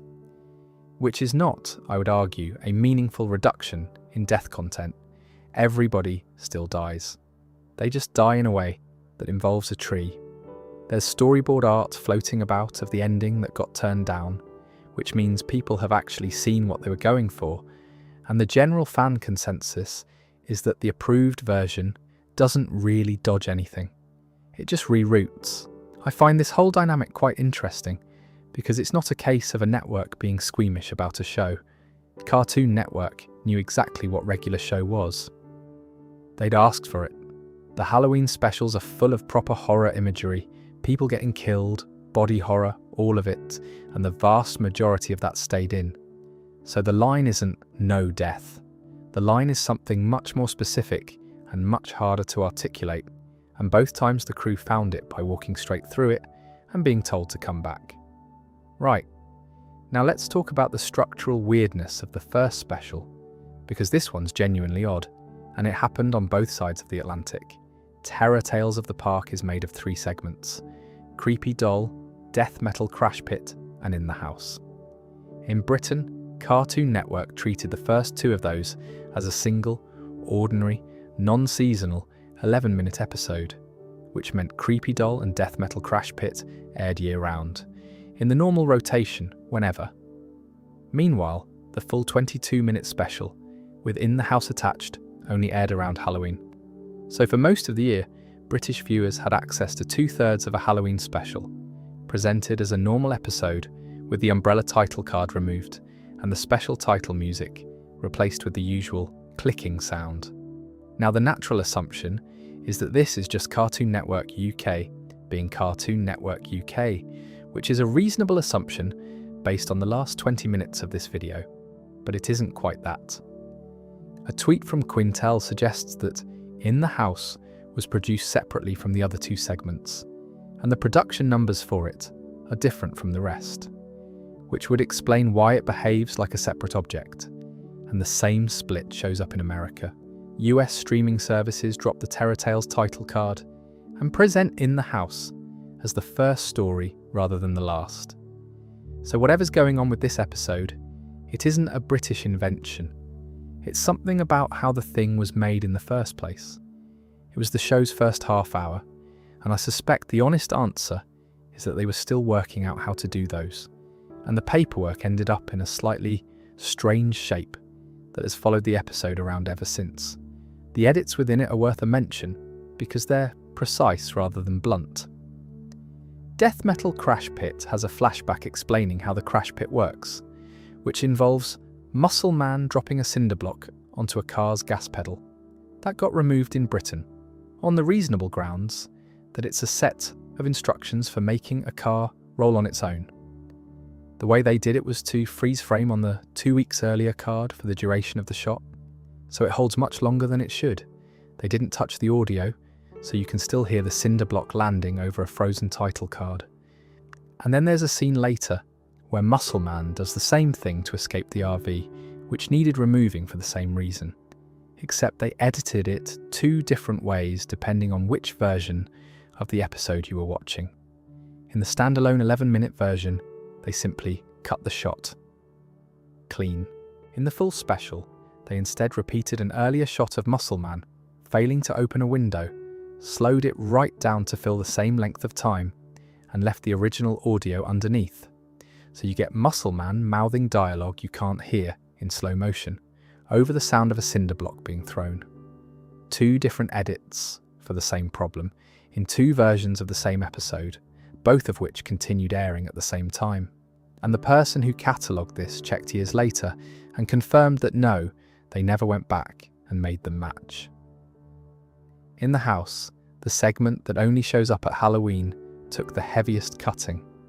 The scene where Muscle Man is skinned is gone, handled by jumping from one line to a shot of a phone ringing. A sequence involving High Five Ghost being pulled into a phone and ectoplasm going everywhere was cut, though they kept his remains slowly leaking back out of the receiver afterwards, along with his line about it being the worst phone call ever, which suggests the objection was to the imagery rather than to the joke. Pops has a few frightened lines before he dies which were removed, apparently for reasons that were never made public, which is one of the more sympathetic edits in the whole catalogue. Interestingly, they kept all the deaths. Every character who dies in that segment still dies. It's specific images that went, not the events. And then there's the knock-on problem, which is the Exit 9B, the Season 4 premiere, contains a flashback to the skinned Muscle Man shot, which had been cut, so in Britain, that flashback was replaced with a shot from Death Metal Crash Pit instead, an edit made necessary entirely by a previous edit, 2 seasons earlier. That's the thing about censoring a serialized show. It compounds. You cut one image, and then you're maintaining that decision forever, because the writers are going to reference it eventually. The last one I want to mention is Terror Tales of the Park of Four, which is one of the most severe examples of any of this. British viewers lost about 9 minutes of it. Rigby's entire segment, Scary Movie Night, was cut out whole. Not trimmed, removed. The 22-minute special runs a bit over 12 minutes. They changed the title card and the background gradient to cover the seam, and the person who spotted this only noticed because the episode was showing up in a shorter time slot than it should have been, and they assumed it was a scheduling error. And the odd part is that the segment they removed isn't obviously the worst one. Unfinished Business in the same special is far more graphic, full of body horror and jump scares, and that one survived with a lot of small precise trims rather than being deleted. So somebody made a judgment call, and it isn't a call anybody outside the room can reconstruct, which is more or less where every one of these stories ends up. There's a document that fans put together tracking how Cartoon Network Asia Pacific handled regular show, and the thing I like about it is that it's laid out like a spreadsheet.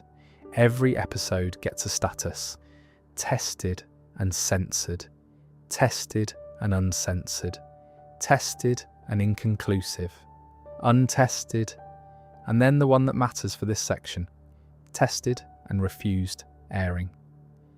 I don't know whether those are the actual internal categories or whether somebody made them up to organise what they were seeing, but they work because they capture something the word banned doesn't.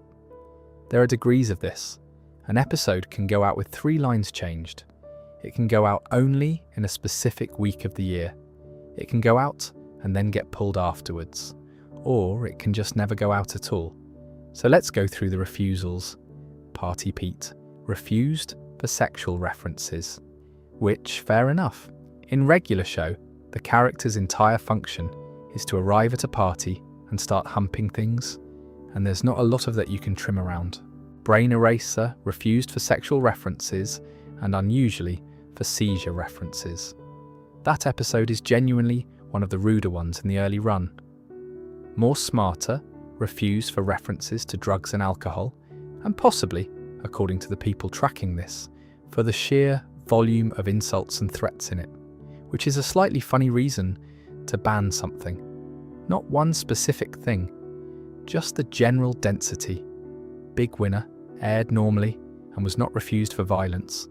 That one has a monster killing somebody, and a man killed with a pizza, so I can see the logic. And then there's My Mum, which has the most interesting status of the lot because it aired and then stopped. It was originally logged as inconclusive, went out, and was subsequently taken off the network for being too inappropriate, cited reason, bullying references, and then apparently it aired again on Mother's Day. It's such a specific solution. The episode is too inappropriate to be in the rotation, but it is appropriate on one particular Sunday in the calendar because of the title. And that's not a one-off. There's a whole category of episodes that got what I'd call seasonal parole, grave sites, refused for horror and violence, but allowed on Halloween night. Jinx refused, but permitted to premiere on Halloween. Terror Tales of the Park 2, whose original ending was refused by the network, but aired for Halloween. Exit 9B, edited for intense violence, but aired as the regular Season 4 premiere. Which is notable because Exit 9B is not a Halloween episode. It's a season premiere with a lot of dead characters in it, and somebody decided that made it close enough to count. And the Christmas special, confirmed as not airing as a normal episode, but allowed to run in a window between the 10th and the 23rd of December. I find that whole approach quite charming, in a way. It's not a ban, it's a curfew. The episode is fine, it just has to be released back into the schedule at the correct time of year, like a migratory bird. The Night Owl is in a category of its own. It was originally refused and then later allowed with a long list of cuts, which included one edit I think is genuinely thoughtful, but this actually concerns the regular show episode, The Night Owl. The episode involves liquid nitrogen. In the original, there's a close-up of the canister with the word nitrogen clearly readable, and a line about using nitrogen to become famous. In the edited version, the shot is zoomed in, so only the word liquid is visible, and the line is changed to freezing liquid. The reasoning, as fans understood it, was to avoid children coming away with the idea that cryogenically freezing yourself is a workable plan, which is an unusually specific worry and also a completely correct one, because it isn't. Most of the edits in this whole video are about words. That one's about a fact. The rest of the Asia Pacific list is the usual vocabulary business, running in parallel to what Britain was doing, but with different substitutions. Crap becomes crud. Same as the UK, piss becomes tick. Turd becomes plank, which suggests somebody was sharing notes because plank is a strange coincidence otherwise. Some of the individual edits are quite funny in a bureaucratic way. In the Power, the how in the H are we going to fix this S line became how in the H are we going to fix this hole, which keeps the first fake swear and removes the second. So half the joke survives. That's a very odd place to draw a line, and Britain drew it in exactly the same place, which again suggests a shared source. There's a just set up the chairs note in there that I like too. Originally, Rigby's voice in that territory was dubbed the same way as the British version. Then, from late October 2011, they redubbed it again from scratch, specifically, so it wouldn't sound censored. Somebody listened to it, decided the scene was audible, and paid to fix it. That's a level of care I wasn't expecting from a list of cuts. Now, here's the bit that makes all of this genuinely funny to me. Brain eraser, refused outright in Asia Pacific. Too much in it, on multiple grounds. The same episode went out in Britain, 100% uncut. Not a single change. And it stayed uncut through reruns afterwards, which is rarer still, given how often things in that catalogue got quietly re-edited in 2014. The person tracking the British cuts described it as the most risque episode of the series to that point, and then noted with some delight that Cartoon Network had just let the whole thing through. So you have one episode that is simultaneously unairable in one region and completely fine in another at the same time on the same channel brand, which is the actual point I want to land on with this section. Banned sounds like a verdict. It sounds like somebody watched something and determined a fact about it. It isn't. It's a decision made by a specific group of people in a specific building with specific pressures on them, and a different group in a different building will look at the same tape and shrug. Regular Show is a very clean demonstration of that, because it was assessed by lots of different groups at once, and the results are all over the place. There's a related example in the British Christmas special edit that I keep coming back to. The special opens with Quilgin blowing up Santa's workshop and stealing a present.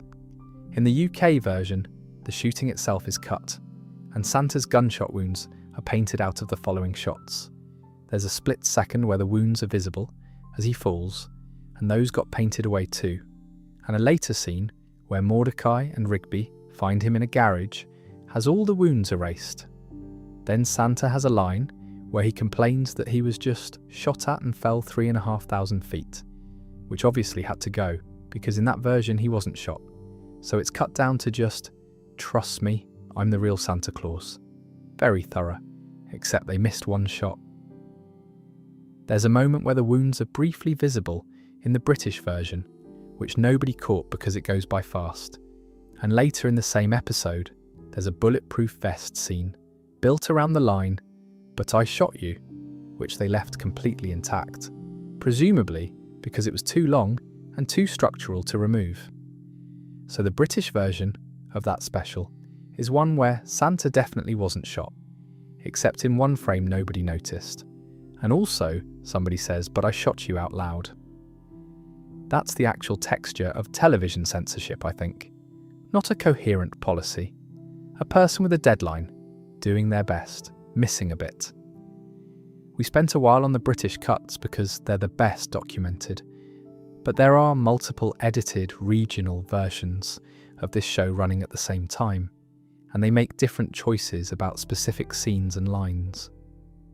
The Asia-Pacific edits are worth going through on their own terms, because where they overlap with Britain, it tells you something, and where they diverge, it tells you more. Start with the power again, since it's the natural comparison point. Britain changed "How in the H are we going to fix this S?" to "How in the H are we going to fix this hole?" Asia Pacific made exactly the same change. Same line, same solution, same odd decision to keep the first fake swear and lose the second. That's too specific to be coincidence. Either one territory copied the other, or both were handed the same alternate line by whoever prepared the international masters. Asia Pacific also went after other things in the same episode. The line, "Don't look at our crotches while we synchronize our watches," is removed, which Britain also cut. Fine, but they also cut Mordecai calling Rigby a drill bit and changed Benson's "keyboard crap" to "keyboard crud." So the first episode of the series exists in at least 4 distinguishable forms. The original broadcast, the current American cut, the British cut, which itself changed twice, in 2011 and then again in 2014, and the Asia Pacific cut. 4 versions of 11 minutes of television, and that's before you count Canada cutting the line out entirely. Death Punchies is interesting because both territories objected to the same 2 things and solved them differently. Muscle Man's Pepperoni's line comes up here too, and Asia Pacific just cut it. Britain redubbed it to chest hairs, which preserves the rhythm, and there's a flashback montage that includes Mordecai kicking Rigby in the crotch. Asia Pacific cut the shot. Britain, rather than cutting, took an earlier shot from the same episode of Mordecai punching Rigby in the arm and dropped it in where the kick was, which keeps the montage running at full length and means nothing feels missing. That's the recurring difference, actually. Britain patches, Asia Pacific removes. Both approaches have costs. Removing leaves seams and makes montages start abruptly. Patching means somebody has to do work, and occasionally means a plate appears. Free cake has a naked party joke that both territories went after, in slightly different amounts. There's an exchange where Muscle Man talks about skips coming in and seeing them all naked. Benson says it's not that kind of party, and Muscle Man says not to turn the lights on. Asia Pacific cut all of it. Britain cut some of it, and then went back in 2014 and cut more, including a line about having screwed skips over. That 2014 date keeps coming up, and I think it's worth flagging. There was clearly a pass done that year where somebody went back through episodes that had been airing uncut for 3 or 4 years and tightened them up, which is the same behaviour we saw on the American side with the retroactive language pulls, just in a different territory and a bit later. Rigby's body is where the plank business turns up in Asia Pacific too. Every instance of turd changed to plank, including Pops declaring they can all be planks. Identical to the British solution, which again strongly suggests a shared source document. There's also a shot of a fat kid's backside after he slides that Asia Pacific cut and Britain didn't, so they weren't working from the same list on everything. Really Real Wrestling is one where Asia Pacific went much harder. There's a line about Benson's crank that got clipped mid-sentence, though Mordecai saying the same word elsewhere in the episode apparently survived, which is an oversight. Rigby hitting Mordecai with a folding chair was cut, and the cut is visible because there's a flash between the surrounding shots. Pops pouncing on Mordecai was cut. Pops parking a flying car on somebody's head was cut. Britain, meanwhile, has that episode logged as having at least one edit. The night owl we've already touched on, with the liquid nitrogen business, but the full Asia Pacific list for it is long. A line about taking a car to second base removed.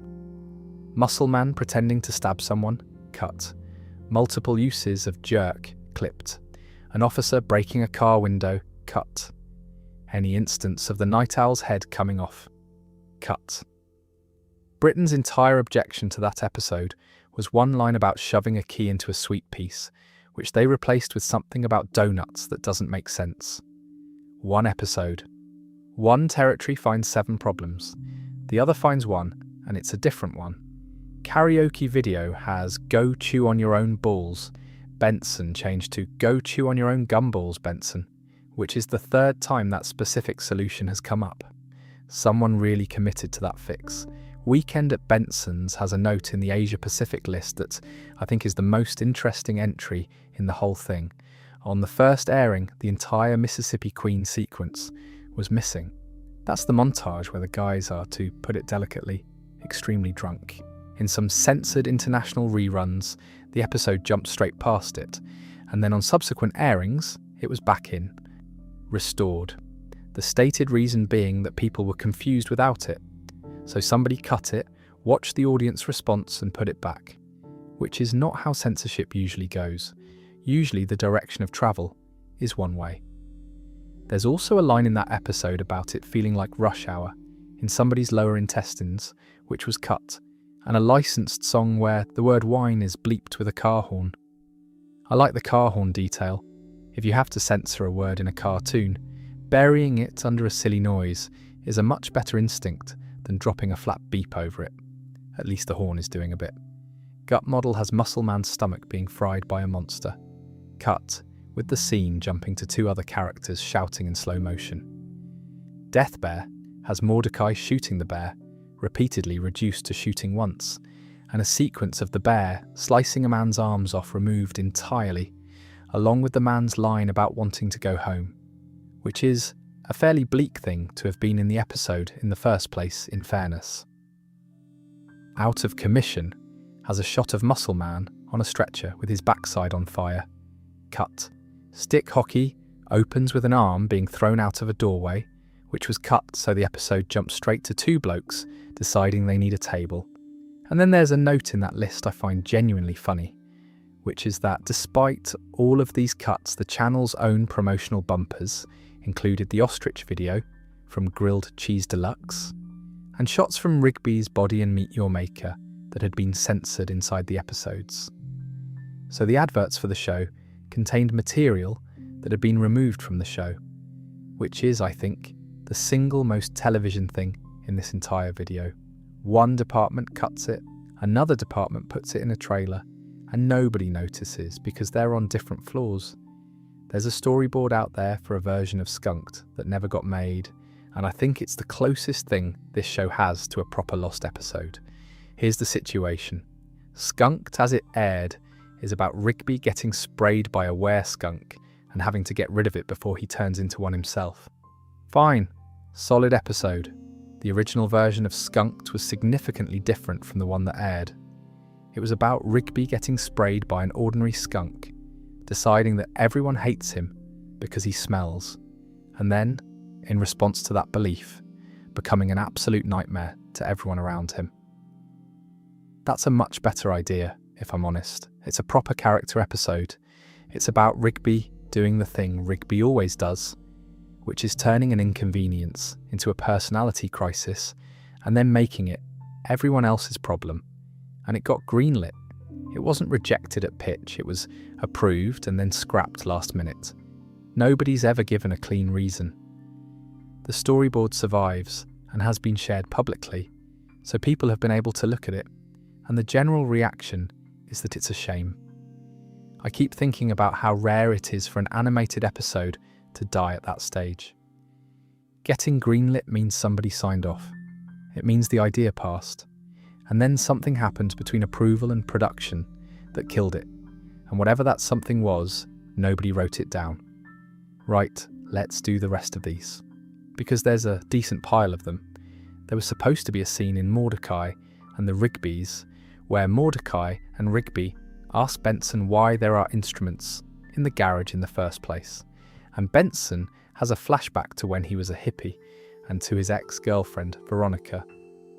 Veronica is also a gumball machine. She leaves him for a businessman. I would very much like to have seen that. Partly because the show did eventually explore Benson's musical past.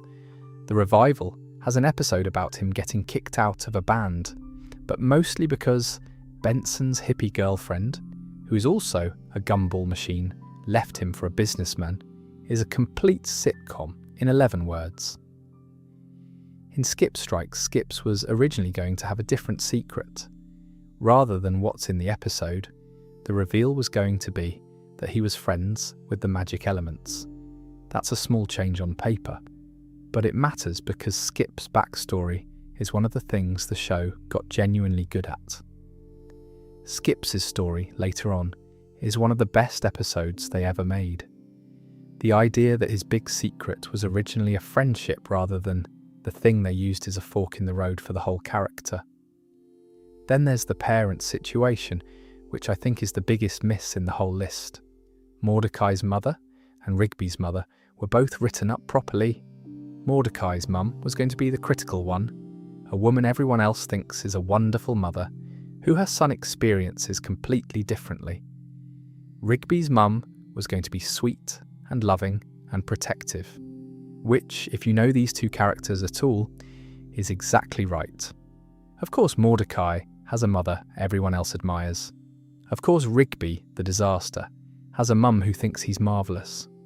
That's the joke, and it explains both of them. There is no record of Benton Connor repeatedly recommending a parents-focused episode idea for regular show. Quintel and the others simply didn't want to do episodes about the parents. They do turn up eventually. There's an episode, The Choices, that introduces them, but only briefly, and you don't really get a sense of who they are. And Maxine and Relaxin brings Mordecai's parents back, where his mum is embarrassing but well-meaning, and his dad is the reasonable one who lets things slide, which is close to the original idea, but softer. The critical mother didn't survive. There's also an unmade sequel idea from Matt Price following up on Country Club. In that episode, the Country Club leader gets turned into a toilet at the end, which is a normal sentence to type about this show. The idea was that the toilet, orbiting in space, would eventually hit Clogbane, knocking him back down to Earth and setting up another fight with Skips. A man-turned-toilet knocking a god out of orbit. That's a premise. It never happened, and I think the show is slightly poorer for it. Now, the casting near misses, which are fun. Mark Hamill originally auditioned for Pops. Sam Marin voiced Pops from the start, and Mark Hamill was cast as Skips after the creators specifically sought him for the role, giving one of the most recognisable voices in the world to a Yeti who says very little. I've tried to imagine Hamill as Pops and I can't make it work, which is presumably why they didn't. And they wanted Hulk Hogan to voice Muscle Dad. That's according to Calvin Wong, who storyboarded on the show. It didn't happen, obviously, but you can absolutely hear how that would have gone. Then there's CJ, who was originally conceived as more of a difficult woman type. Kat Morris, who wrote on the show, felt that was misogynistic and rewrote her into what we got.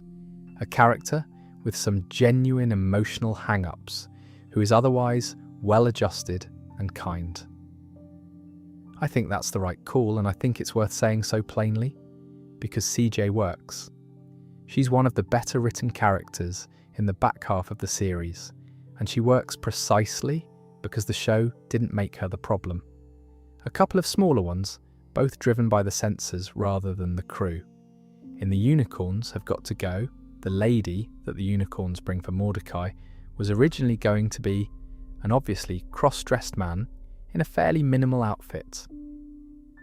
Cartoon Network asked for something less risque, and the replacement is a blonde biker with long hair who, by general agreement, looks a bit like Robert Plant. And in Trucker Hall of Fame, there's a flashback of Muscle Dad telling Muscle Man to take an umbrella to his prom. Muscle Man's original response was, "Muscle Dad, I don't need no protection from the rain."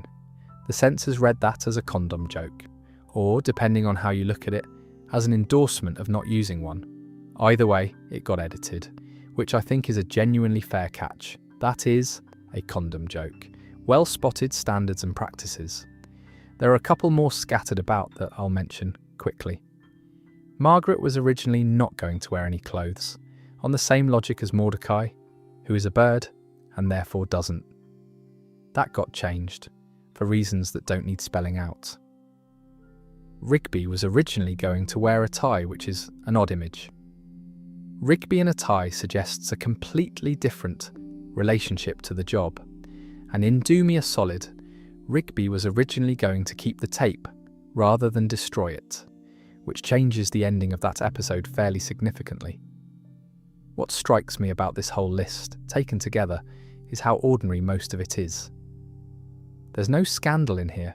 Nobody was fired, nothing got buried. It's just the normal churn of making 240-odd episodes of television. Ideas get approved and then quietly dropped. Somebody suggests the same thing for years and it never lands. A character gets rewritten because a writer pushed back. An actor auditions for the wrong part and gets a better one. The only reason we know any of it is that a lot of the people who worked on regular show have talked about it publicly over the years. On Twitter, at panels, in commentaries, in interviews. They're a fairly open crew, which is why there's so much of this to collect, and why other shows from the same era have almost none of it on record. The show that lost the most, in other words, is the one where everybody talked. Every other show has just as many dead ideas. You just can't see them. Something I've been skirting around for the last few sections is that the reason we know so much about the unmade version of this show is entirely down to who worked on it. So let's talk about the crew for a bit, because it's a genuinely unusual list. The thing Quintel did when the show got greenlit was go and recruit independent comic book artists, not television animation veterans. Comics people, because their style matched what he wanted the show to look like. That's an odd hiring strategy, and it has consequences. Comics is a medium where the individual is visible. You have a style, your name is on it, and you're used to being in direct contact with the people who read your stuff. So you end up with a writing and storyboarding room full of people who are naturally inclined to talk publicly about their work, on Twitter and on blogs and at conventions, because that's how their previous industry operated. And that's exactly why there's a pile of information about scrapped episodes and rejected endings, and casting near misses for this show, and almost nothing for plenty of others. from the same period. The names change season to season, which is normal, but a few recur. Sean Seeley's, who's back as an executive producer on the revival. Benton Connor, the man who kept pitching an episode about the mums and kept not getting it. Kat Morris, who rewrote CJ. Calvin Wong, who's the source for the Hulk Hogan story and who's storyboarding on the new series. Minty Lewis, who both wrote on the show and voices Eileen. Mike Roth, who was creative director. Matt Price, story editor and the source of the Country Club sequel idea. John Infantino. Toby Jones. Madeleine Queripel. Paul Scarlatta. Shion Takeuchi. Hilary Florido. Andres Salaf. Jake Armstrong. Ryan Pequin. Casey Crowe. Sarah Oleksic. Kent Osborne worked on the first season, which is a nice detail because he's much better known for Adventure Time. And the two shows were being made in the same building at the same time by people who'd been at CalArts together. Quintel was at college with Pendleton Ward, who created Adventure Time, and Theorop Van Orman, who created The Marvelous Misadventures of Flapjack. All three of them ended up at Cartoon Network Studios, and Quintel had been creative director on Flapjack before Regular Show, which is a show that gets talked about a lot as a sort of incubator for that whole generation of Cartoon Network talent. So the picture you get is not a network commissioned a cartoon. It's a group of people who went to art school together, all ended up at the same studio, and made 3 or 4 of the defining shows of that era, more or less simultaneously. The one I want to single out from the later seasons is Owen Dennis, who storyboarded on Regular Show and went on to create Infinity Train, which is a slightly poignant name to bring up in this particular video, because Infinity Train is a show that has its own complicated availability history. It started life as a pilot Cartoon Network, put online to see how people reacted, which is the model they moved to after the Cartoon Institute approach was abandoned. It got picked up on the strength of that reaction, and then later it got caught up in the same wave of streaming removals we talked about with Close Enough. So one of the storyboard artists on Regular Show went off, made his own show through the successor to the program that made Regular Show, and that show ended up in the same predicament as Quintel's follow-up, which is a fairly tidy summary of that studio's 15 years. Then there's the voice cast, which is remarkably stable for a show that ran that long.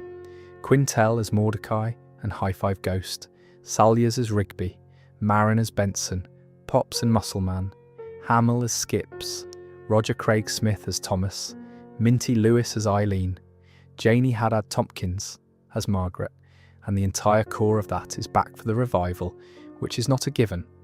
9 years is a long gap.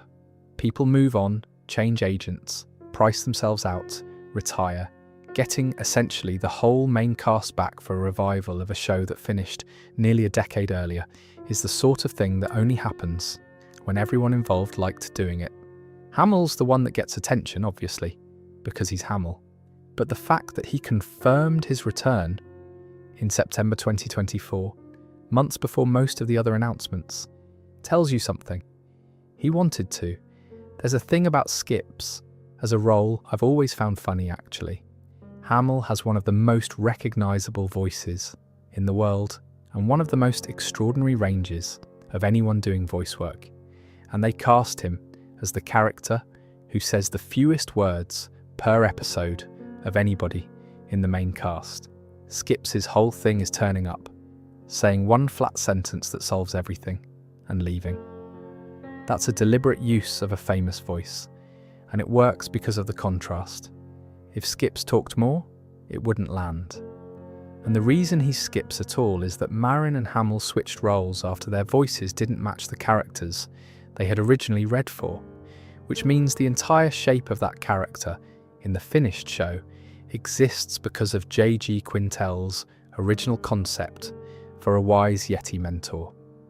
The other thing worth saying about the cast, and I'll keep this brief, is that a fair few of the recurring guest performers over the run were properly established actors.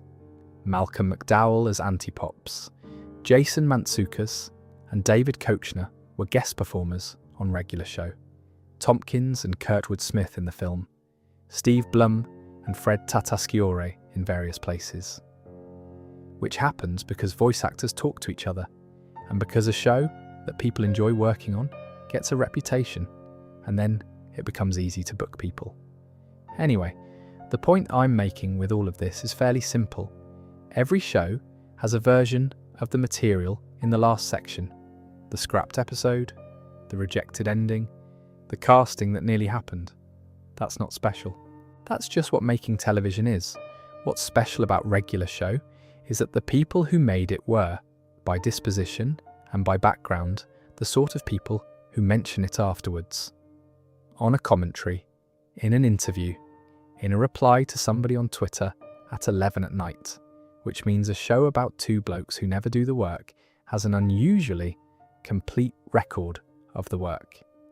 The thing that started this was a number nobody liked. Around the end of the 4th season, Cartoon Network came to Quintel and asked if he'd like to make a 40-minute special. And his reaction, which he's talked about in interviews since, was essentially that 40 is a weird number. Which it is. It's not a normal episode. It's not 2 episodes. It's not a film. It's just a length that exists because somebody worked out how much airtime they had. The crew had already made a load of 22-minute specials, which he said are harder to make than the 11-minute episodes. Everything scales badly. You don't just write twice as much, you have to structure it completely differently. So rather than making something 40 minutes long, he asked whether they could try to make an actual film in the same amount of time, and the network said yes. I still find that slightly remarkable. He turned down a special and countered with a movie on the basis that it would take roughly the same effort, and they went for it. What came out the other end is 68 minutes long, cost somewhere around $3 million, and got a theatrical run. That last part is the bit that gets underplayed. Regular Show, the movie played in a cinema. It opened at the Downtown Independent in Los Angeles on the 14th of August, 2015, and ran there for about a week, which makes it the first Cartoon Network animated film to get a theatrical release since the Powerpuff Girls movie in 2002. Now, one screen for 1 week is not a wide release, nobody's pretending otherwise, but it counts, and it was clearly done on purpose, and it means there was a stretch of about 6 days where you could buy a ticket and go and sit in a proper cinema and watch a film about Mordecai and Rigby fighting a volleyball coach. After that, it went digital on the 1st of September, onto DVD in October, and finally onto television in late November, which is a backwards release order for a Cartoon Network property, and I think tells you something about how they were thinking about it. Here's the production detail that I think explains a lot about the film. They boarded it without scripting it first. The way Quintel described it, the process was mostly the same as making an episode. They wrote an outline, the network approved the outline, and then they went and storyboarded it, which is how the show was always made, and it works beautifully at 11 minutes. At 68 minutes, it's much harder. He's been quite open that not scripting it at the start made the whole thing difficult, and you can feel that in the finished film, in the sense that it's structured like a very long episode rather than like a film, which is either a flaw or the entire appeal, depending on who you ask. I'd say it's the appeal. I'd much rather watch a very long Regular Show episode than a competent film that happens to have those characters in it. The budget's worth sitting with too. $3 million is a genuinely small number for an animated feature. For comparison, most theatrical animated films from the major studios in that era were costing somewhere between 80 and 150 million. This is a few percent of that. That's only possible because they weren't making a film in the industry sense. They were making a very long episode of an existing show with an existing crew, an existing pipeline, and an existing visual language. The animation is the same as the series, with some CGI used for props and locations, and a few characters, which stands out slightly if you're looking for it. Now, the reason this belongs in a video about lost footage, the film exists in two meaningfully different versions. When it came out in the UK, it was censored to bring it down to a PG rather than a 12. Violence toned down, sexual dialogue removed, and the biggest of those cuts is the whole business with Mr. Ross at the end.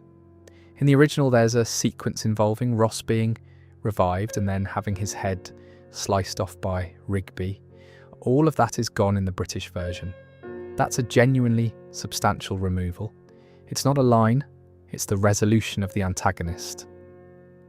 There are dialogue changes too, and the pattern will be familiar by now. But he died becomes, well, he's gone. Mordecai's you'll die becomes you'll get hurt. A line about whether they just died becomes a line about whether they're alive. With the answer flipped from yes to no, so the exchange still passes. And Skips' reaction to seeing Ross on the floor was cut. And then there's my favourite one, which is entirely non-violent.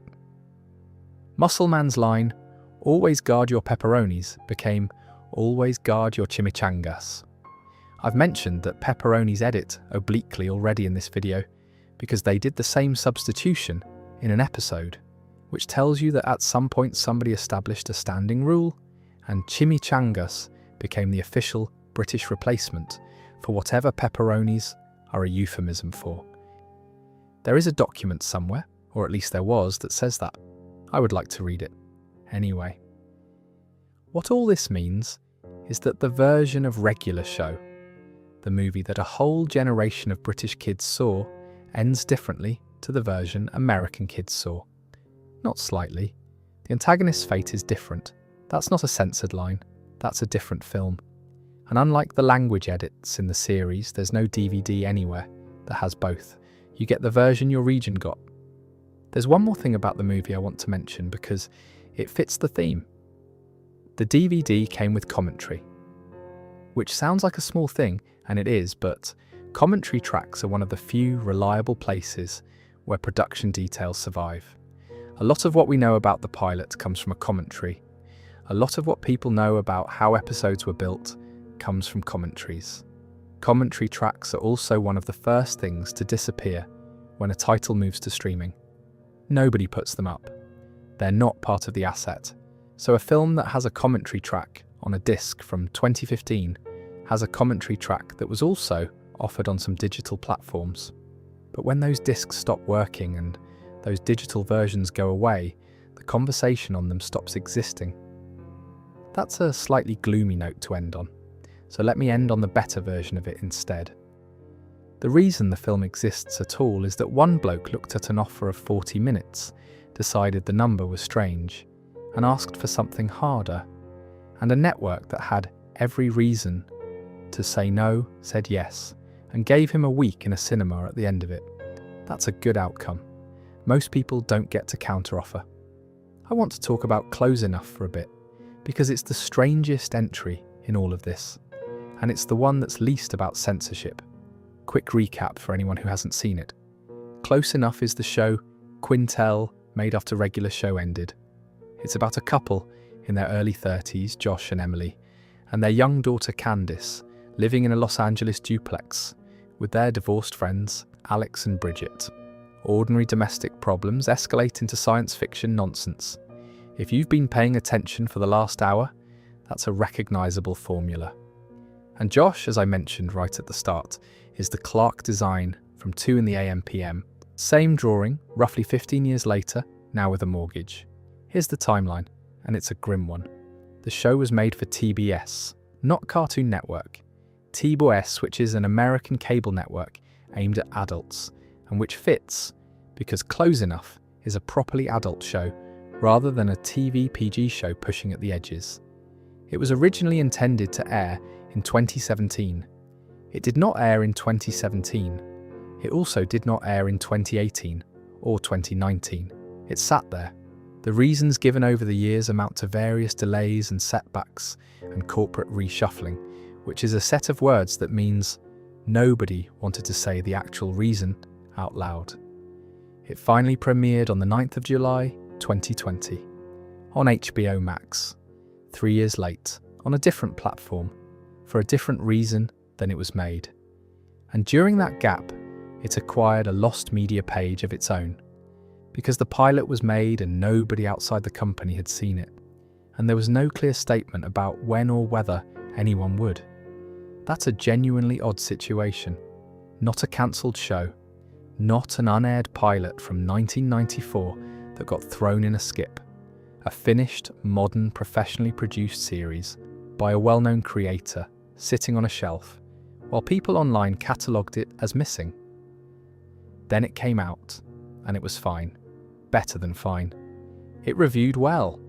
Regular show fans generally liked it. Critics compared it favourably to his previous work. 3 seasons.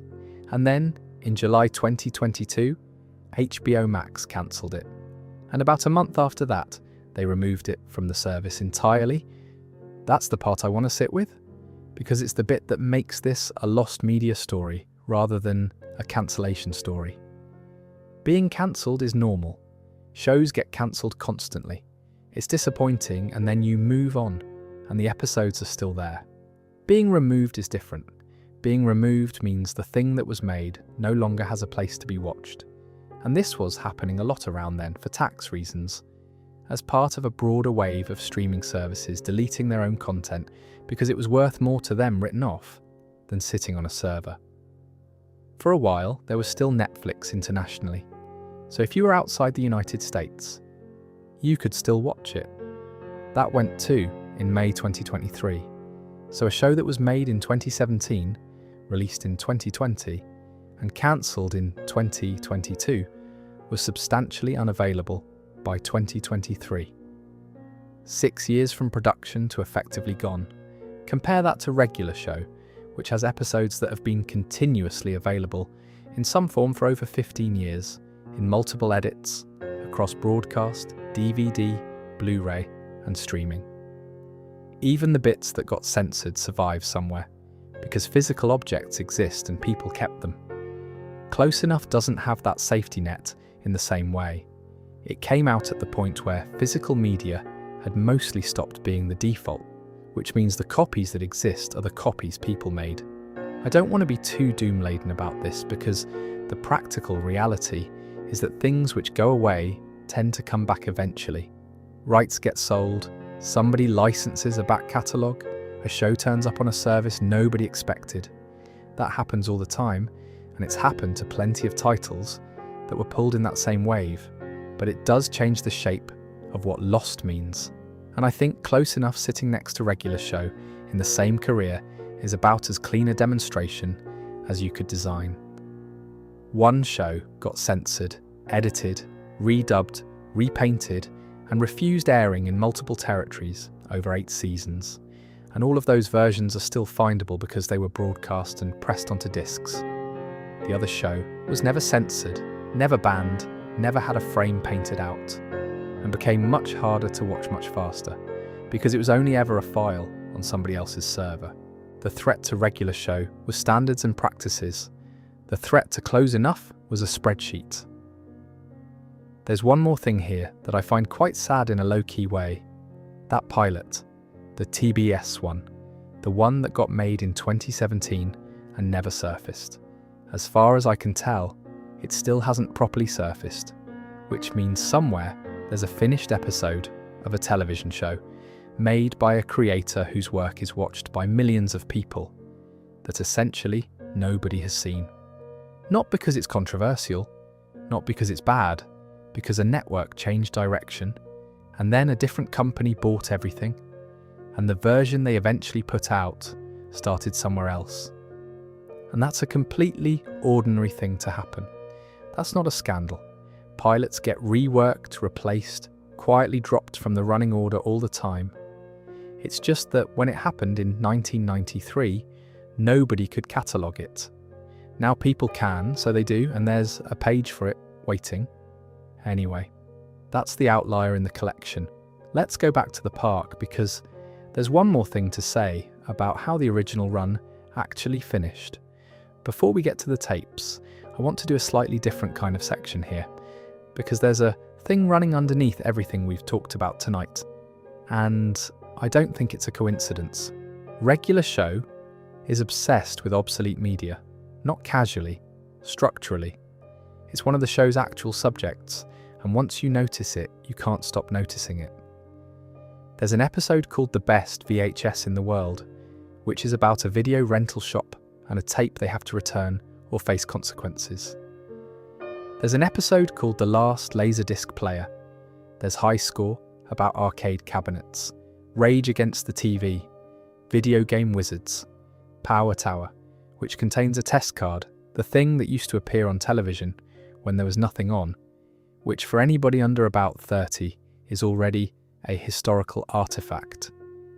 There's an episode in the final season called The Ice Tape, and the revival's entire framing device is a box of VHS cassettes.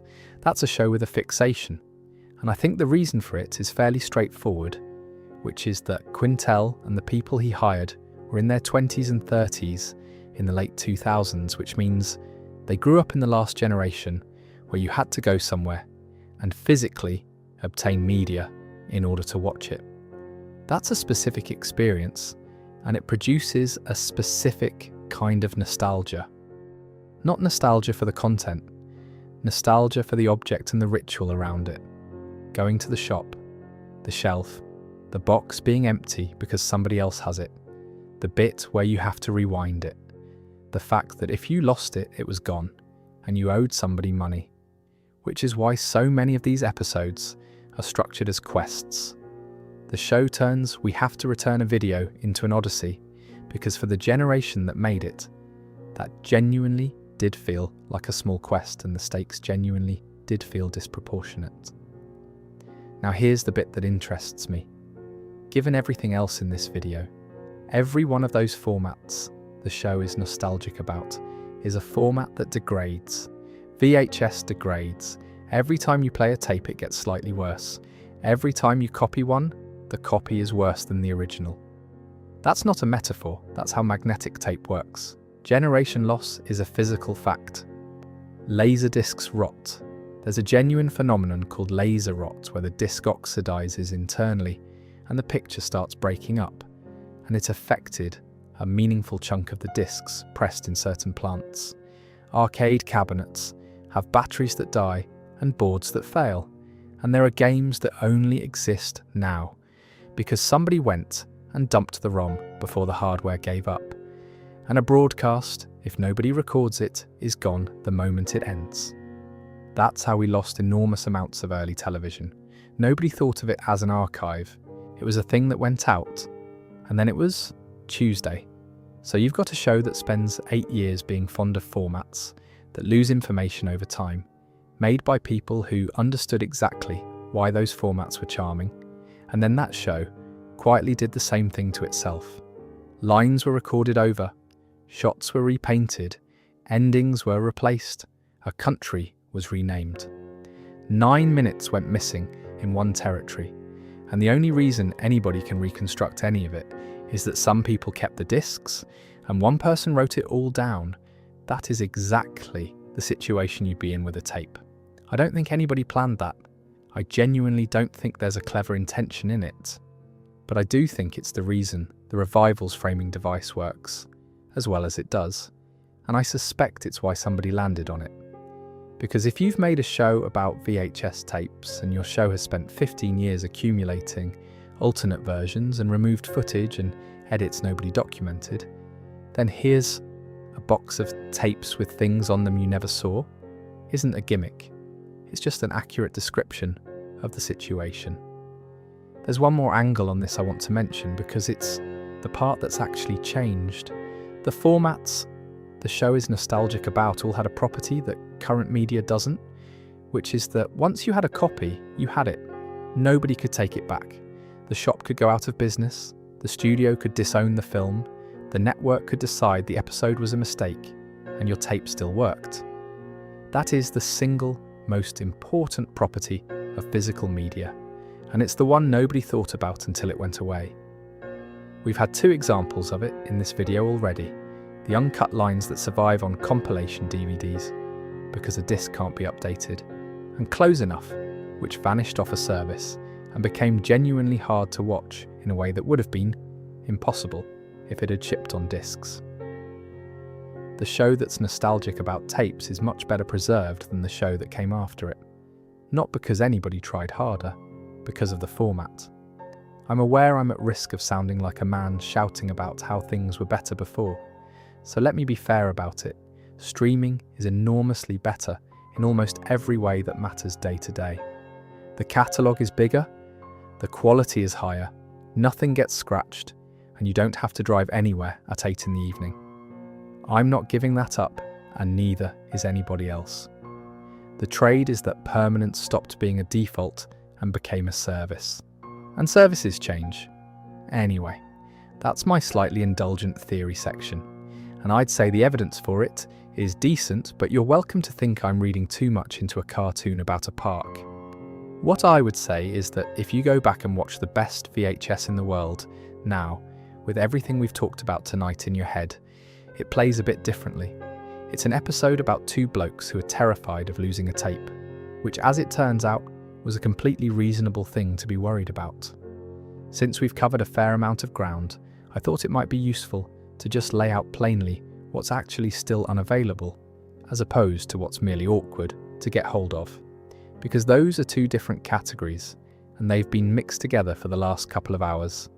Let's start with the things that are fine so we can set them aside. The student films are fine, both of them. One's been on a Blu-ray as a bonus feature, and both have circulated online for years in various states. If you want to watch the ambassador try to pay for his dinner in lollipops, you can. The original pilot is fine.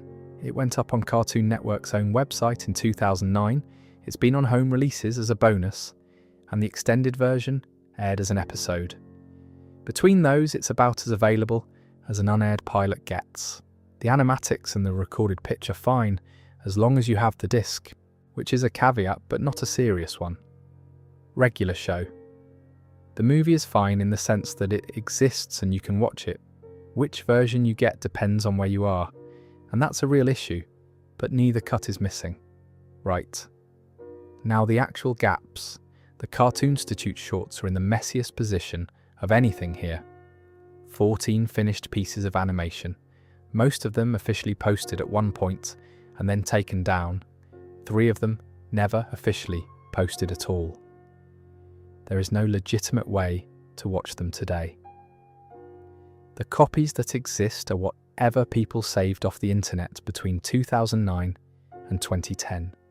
Plus however many of those employee DVDs are still in a drawer somewhere in Burbank. That's proper lost media territory.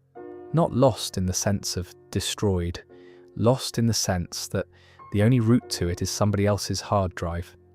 The original broadcast cuts of the early episodes are the second gap, and it's the one that annoys me most because it's so nearly solved.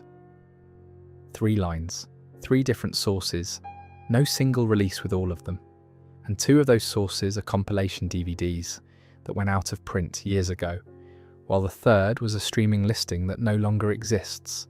Nobody destroyed those masters. Somewhere in a Warner Brothers Discovery archive, there is a file with the original audio on it, because that's how archives work. It's just that there's no commercial reason to publish it, and so nobody will.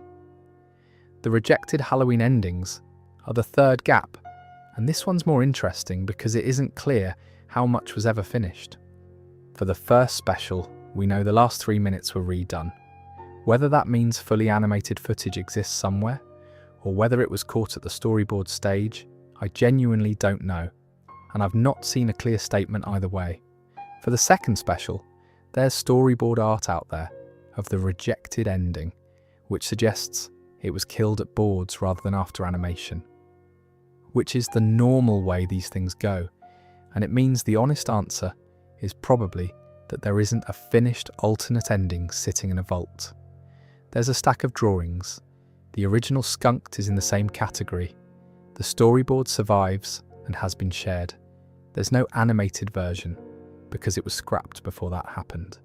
Then there's Close Enough, and specifically the TBS pilot from 2017, which, as far as I can tell, has still never surfaced, and I'd put the show's own back catalogue in a soft version of the same category, given it came off HBO Max in 2022 and off Netflix internationally the following year.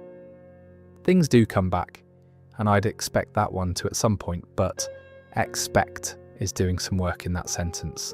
And then there's a category I'd call unrecorded rather than lost, which is most of the international edits. Because here's the thing, Cartoon Network UK is not maintaining an archive of their own edited masters for the benefit of future historians.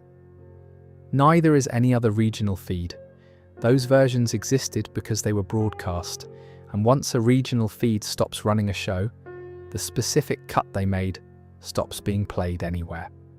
The only reason we know what the British version of regular show looked like is that one person recorded episodes off the television for over a decade, wrote down the differences, and took comparison screenshots.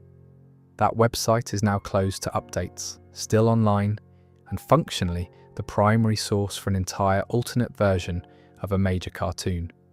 If that had never happened, or if that site goes down, then what's lost isn't footage, it's the knowledge that the footage was ever different. Which I think is the more interesting kind of loss, honestly. Missing footage is a hole you can see. Missing knowledge is a hole you can't, because you don't know to look for it. There must be dozens of shows from that era, with equivalent parallel versions in various territories that nobody documented, and there's now no way to reconstruct them, because the tapes went out once and were never kept. Last one, and it's the smallest, but I keep thinking about it. The commentary tracks.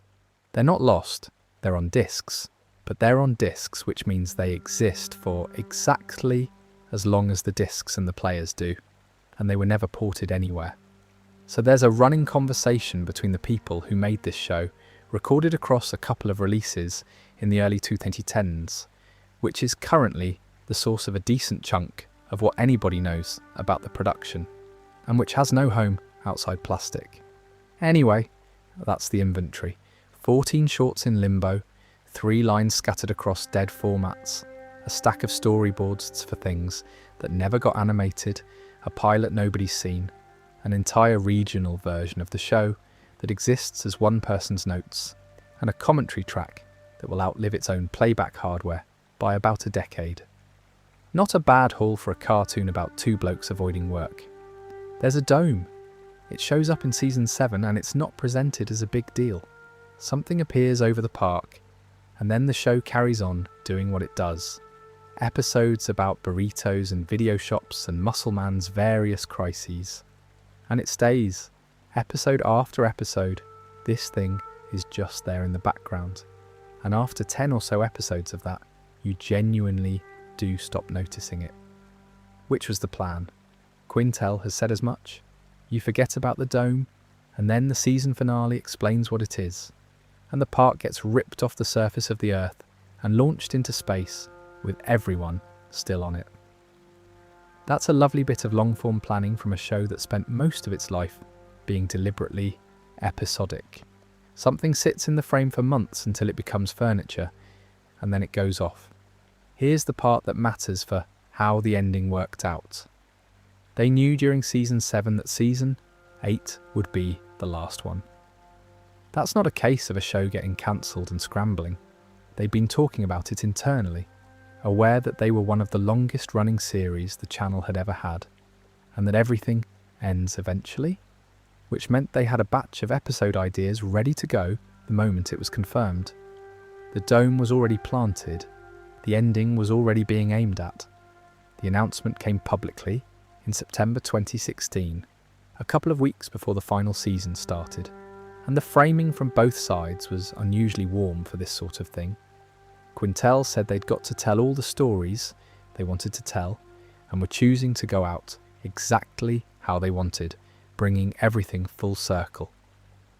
Rob Sorcher from the network side talked about the original pitch and thanked the crew, and made a joke about being proud they'd all agreed to go up into space together. The final season was branded Regular Show in Space, and it takes place mostly up there. Quintel was apparently a bit sceptical about that setting, and I think that skepticism is fair. Sending a sitcom into space is usually a warning sign. It's the move a show makes when it's run out of ideas on the ground. What he said about it is that other shows might have used the opportunity to reboot themselves in a new setting, and that this wasn't that. It's the same show, in space, continuing the same canon, and the honest assessment, which a lot of people made at the time, is that the character arcs had actually finished at the end of season 7. Rigby graduating from high school is the real emotional endpoint of the series. That's the thing the whole show had been quietly building towards for years. The two of them finally becoming, in some small way, functional adults, which means season 8 is largely the epic half of the show's personality, rather than the character half. More fighting, bigger scope, less about solids and catchphrases. Everything culminates in a showdown between Pops and his evil twin brother, Anti-Pops, voiced by Robert Englund, which is exactly the kind of casting this show would do. Some people found that a bit odd, and I understand why. Building an 8-season series to a fight between one main character and a villain who turned up in the final season is a structural choice you can argue with. But there's something in the finale that I think redeems the whole approach, and it's the thing I actually want to leave you with from this section. The finale reaches back to the naive man from Lollyland. Pops' original design, the one from the student film, gets created on screen. So the last episode of the series contains the first drawing of the whole thing. The lollipop-headed ambassador who couldn't pay for his dinner in a 48-hour student film in 2005 turns up in the closing minutes of a show that ran until 2017. That's what Full Circle meant. It wasn't a press release phrase. They meant it literally. I think that's a genuinely lovely piece of work. And it's the sort of thing you can only do if the same person has been running the show the entire time. Which he had. There's a quieter thing about season 8 that's worth mentioning, and I'll say it plainly, and then move on. 2 of the episodes, Can You Hear Me Now and The Ice Tape, contain the final voice performances of John Shigan and David Ogden Stiers. Shigan died in August 2017, a few months after the show finished. Stiers died in March 2018. John Shigan had a long career and did a great deal of work, and it happens that the last of it went out on a cartoon about a park. There's nothing dramatic to say about that. It's just true and worth noting, because those recordings are the last ones, and now they always will be. The show finished on the 24th of June, 2019. 240 episodes, 8 seasons. One of several Cartoon Network series ever to get an 8th, including Adventure Time, which is a fairly nice group to be in. It won an Emmy in 2012 for Outstanding Short Format Animated Programme, and picked up a handful of other nominations along the way. And then it was over, and for 6 years that was that. Which brings us to the last section, and to a box of VHS tapes.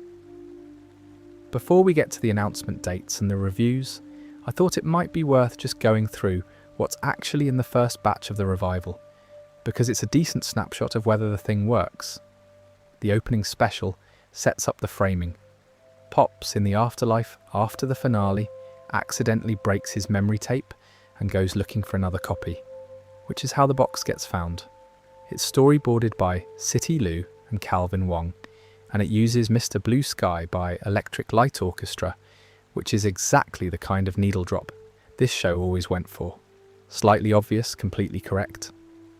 Then the episodes start, and they're recognisable in a way I found quite reassuring. There's one where Mordecai and Rigby use a hovercraft to take the bins out, because Benson has suspended their cart privileges, because they want to get to Skips's luau in time for a particular burger, and an FBI agent sees the hovercraft and concludes they're aliens. That's a regular show episode. That is the exact shape. A small work grievance, an unreasonable solution, an escalation that has nothing to do with the original problem, and a burger somewhere in the middle as the actual motivation. It uses Kiss on My List by Hall & Oates, which, again, yes, obviously. There's one where Benson watches a motivational VHS tape to try to improve Mordecai and Rigby's work ethic, which is nicely on theme, given the framing device, and is also a premise the original show would absolutely have used. There's one where Mordecai and Rigby find Muscle Man's secret napping spot, and Muscle Man has to go into their dreams to get them out of whatever's in there. There's one about Margaret and Eileen developing a new recipe because a fusion restaurant nearby is threatening the coffee shop, which is a proper subplot for those two rather than a scene. And one of the fair criticisms of the original show is that Margaret and Eileen often got less to do than they should have. There's one where Mordecai and Rigby replace everything in the snack bar with boba and then have to sell it all to pay the money back. And they use Pops as a mascot, which transforms him into a persona called Boba Casanova. I'd watch that. Pops being transformed by a costume into a new personality is very much a thing the original did. And Boba Casanova is a good enough name that I suspect the episode was built backwards from it. There's one where Eileen's trip to see a corpse flower bloom clashes with Margaret's poetry recital, and Rigby helps her try to get to both, which is a nice small stakes premise with a hard deadline, which is the engine of about a third of the original series. There's a Benson backstory episode about getting kicked out of his band, called Heir to the Throne, and how he ended up as park manager after dealing with a lazy co-worker named Torx. Now that one's interesting for two reasons. The first is that it finally does the thing that got cut from Mordecai and the Rigbys all the way back in season 1, Benson's musical past, which was originally going to be a hippie flashback with an ex-girlfriend. 15 years later, they got to it. The second is Torx, because Skips is called Skips because he skips. That's the joke. Walks was called Walks before he became Skips, which the show established in Skip's story. So a lazy co-worker called Torx is directly playing with that naming convention, and it means Benson's origin is being told in the same grammar as Skip's. That's the sort of detail that suggests the people making this actually remember their own show rather than just remembering that it was popular. There's a Muscle Man episode about his first breakup with Starla and trying to win her back with Mordecai and Rigby's help. Volleyball, obviously, isn't actually the sport at the centre of any real regular show, film or episode. So that's a callback with a bit of thought in it. And then there's one where Rigby uses stilts as chopsticks for old Christmas decorations, arranged to look like sushi, wants a picture of it, gets told by everyone that it's a terrible idea, and in response goes and joins a small civilization led by Uncle Sam, where everybody walks on stilts. I want to be clear that I have not made any part of that up. And honestly, that's the one that convinced me most, because that is a genuinely stupid premise, arrived at by a chain of pure spite, and the original show ran on exactly that fuel. Rigby doesn't have adventures because he's brave. He has them because somebody told him no, and he decided to make it everyone's problem. Looking at that lineup as a whole, the thing that stands out is the balance. 2 Mordecai and Rigby escalation episodes, a Benson episode, a Muscle Man episode, a Margaret and Eileen episode, a Rigby and Eileen episode, a backstory episode, and a framing device episode. That's a proper spread across the ensemble rather than 10 episodes of the 2 leads, which reads to me like people who have made 240 episodes of something and know how to structure a run. Whether it lands is a different question, and as I'll get to, the critics were split. But the material itself doesn't look like a cash-in, it looks like a show. One more note before we move on. There's a half hour in there, which suggests they're still willing to do the longer format, and the running times across the batch vary between 11 and 22 minutes, which is the same flexibility the original had. And they've got 30 more episodes scheduled beyond the first 10, which is a lot of runway. That's not a limited series, that's a proper order, and it means whatever the reception was, somebody had already committed. So there's a box with 40 things in it, and we've seen 10. Right, so here's the premise of the revival, and I've been sitting on it for the entire video. Pops is in the afterlife. This is after the events of the finale, so that's where he is now.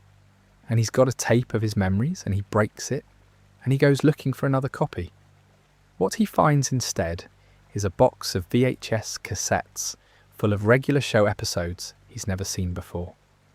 And every episode of the new series is footage off one of those tapes, which is a framing device that does a very specific job. It means the episodes don't have to sit in a line. Any given episode can theoretically take place at any point during the original run, because it's not a continuation, it's an excavation.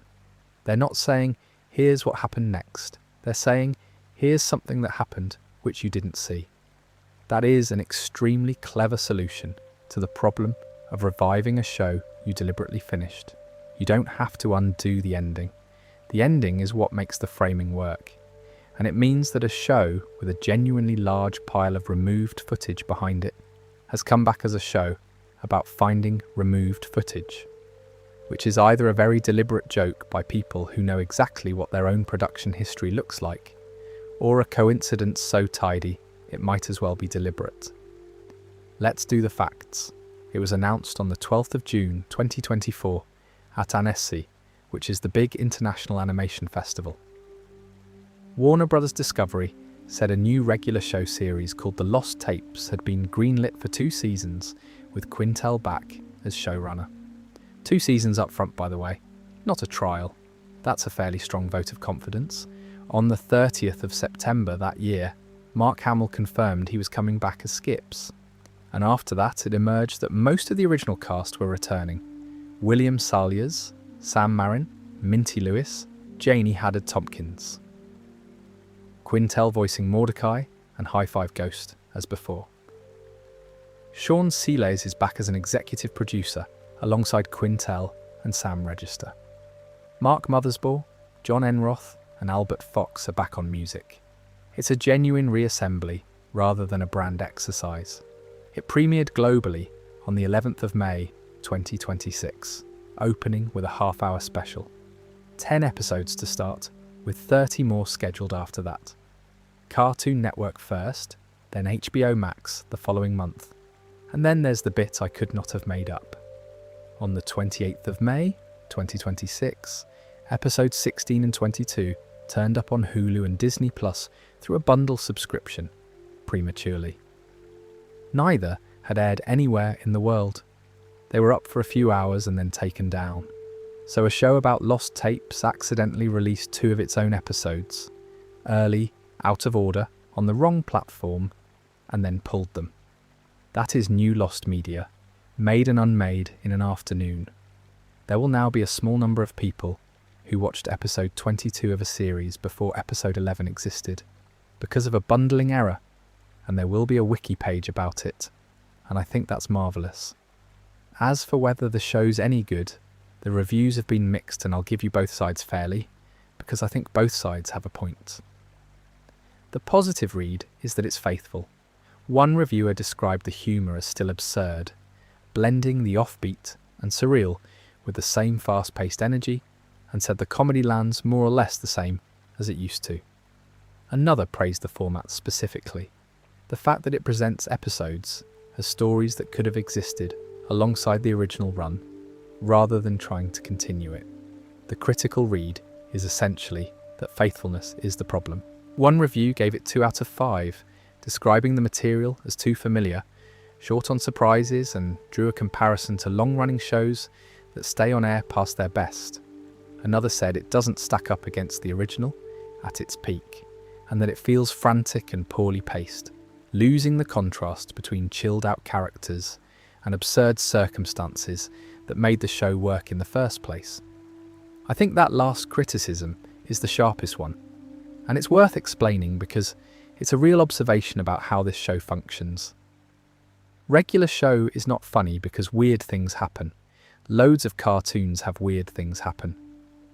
Regular show is funny because Mordecai and Rigby respond to a whole opening in reality with roughly the same energy they'd use for a parking ticket. The comedy is in the gap between the size of the event and the size of the reaction. If you speed that up, or if you make the characters more reactive, the gap closes and you've just got a fast cartoon with strange things in it. Whether the revival actually does that, I'll leave to you. I've seen people argue it convincingly both ways. There's one more thing from that Variety interview I want to bring back because it closes a loop. We talked earlier about the network asking them to tone things down after the phone calls started, and about going back and pulling language out of already broadcast episodes. What Quintel said about the revival is that they've been able to lean back on the stuff that made the show popular in the first place, that they consider it part of what made it cool, and that he's excited about the new season specifically because he feels they've got a lot of that vibe back. That's a rare second go. Most creators who get asked to tone something down just stay toned down until the show ends, because there's no mechanism for the pendulum to swing back. He got 9 years, a completely different television landscape, and the same characters, and apparently the room to sound like season 2 again. Whether that's what actually made it to screen, I don't know, but it's a nice thing to want.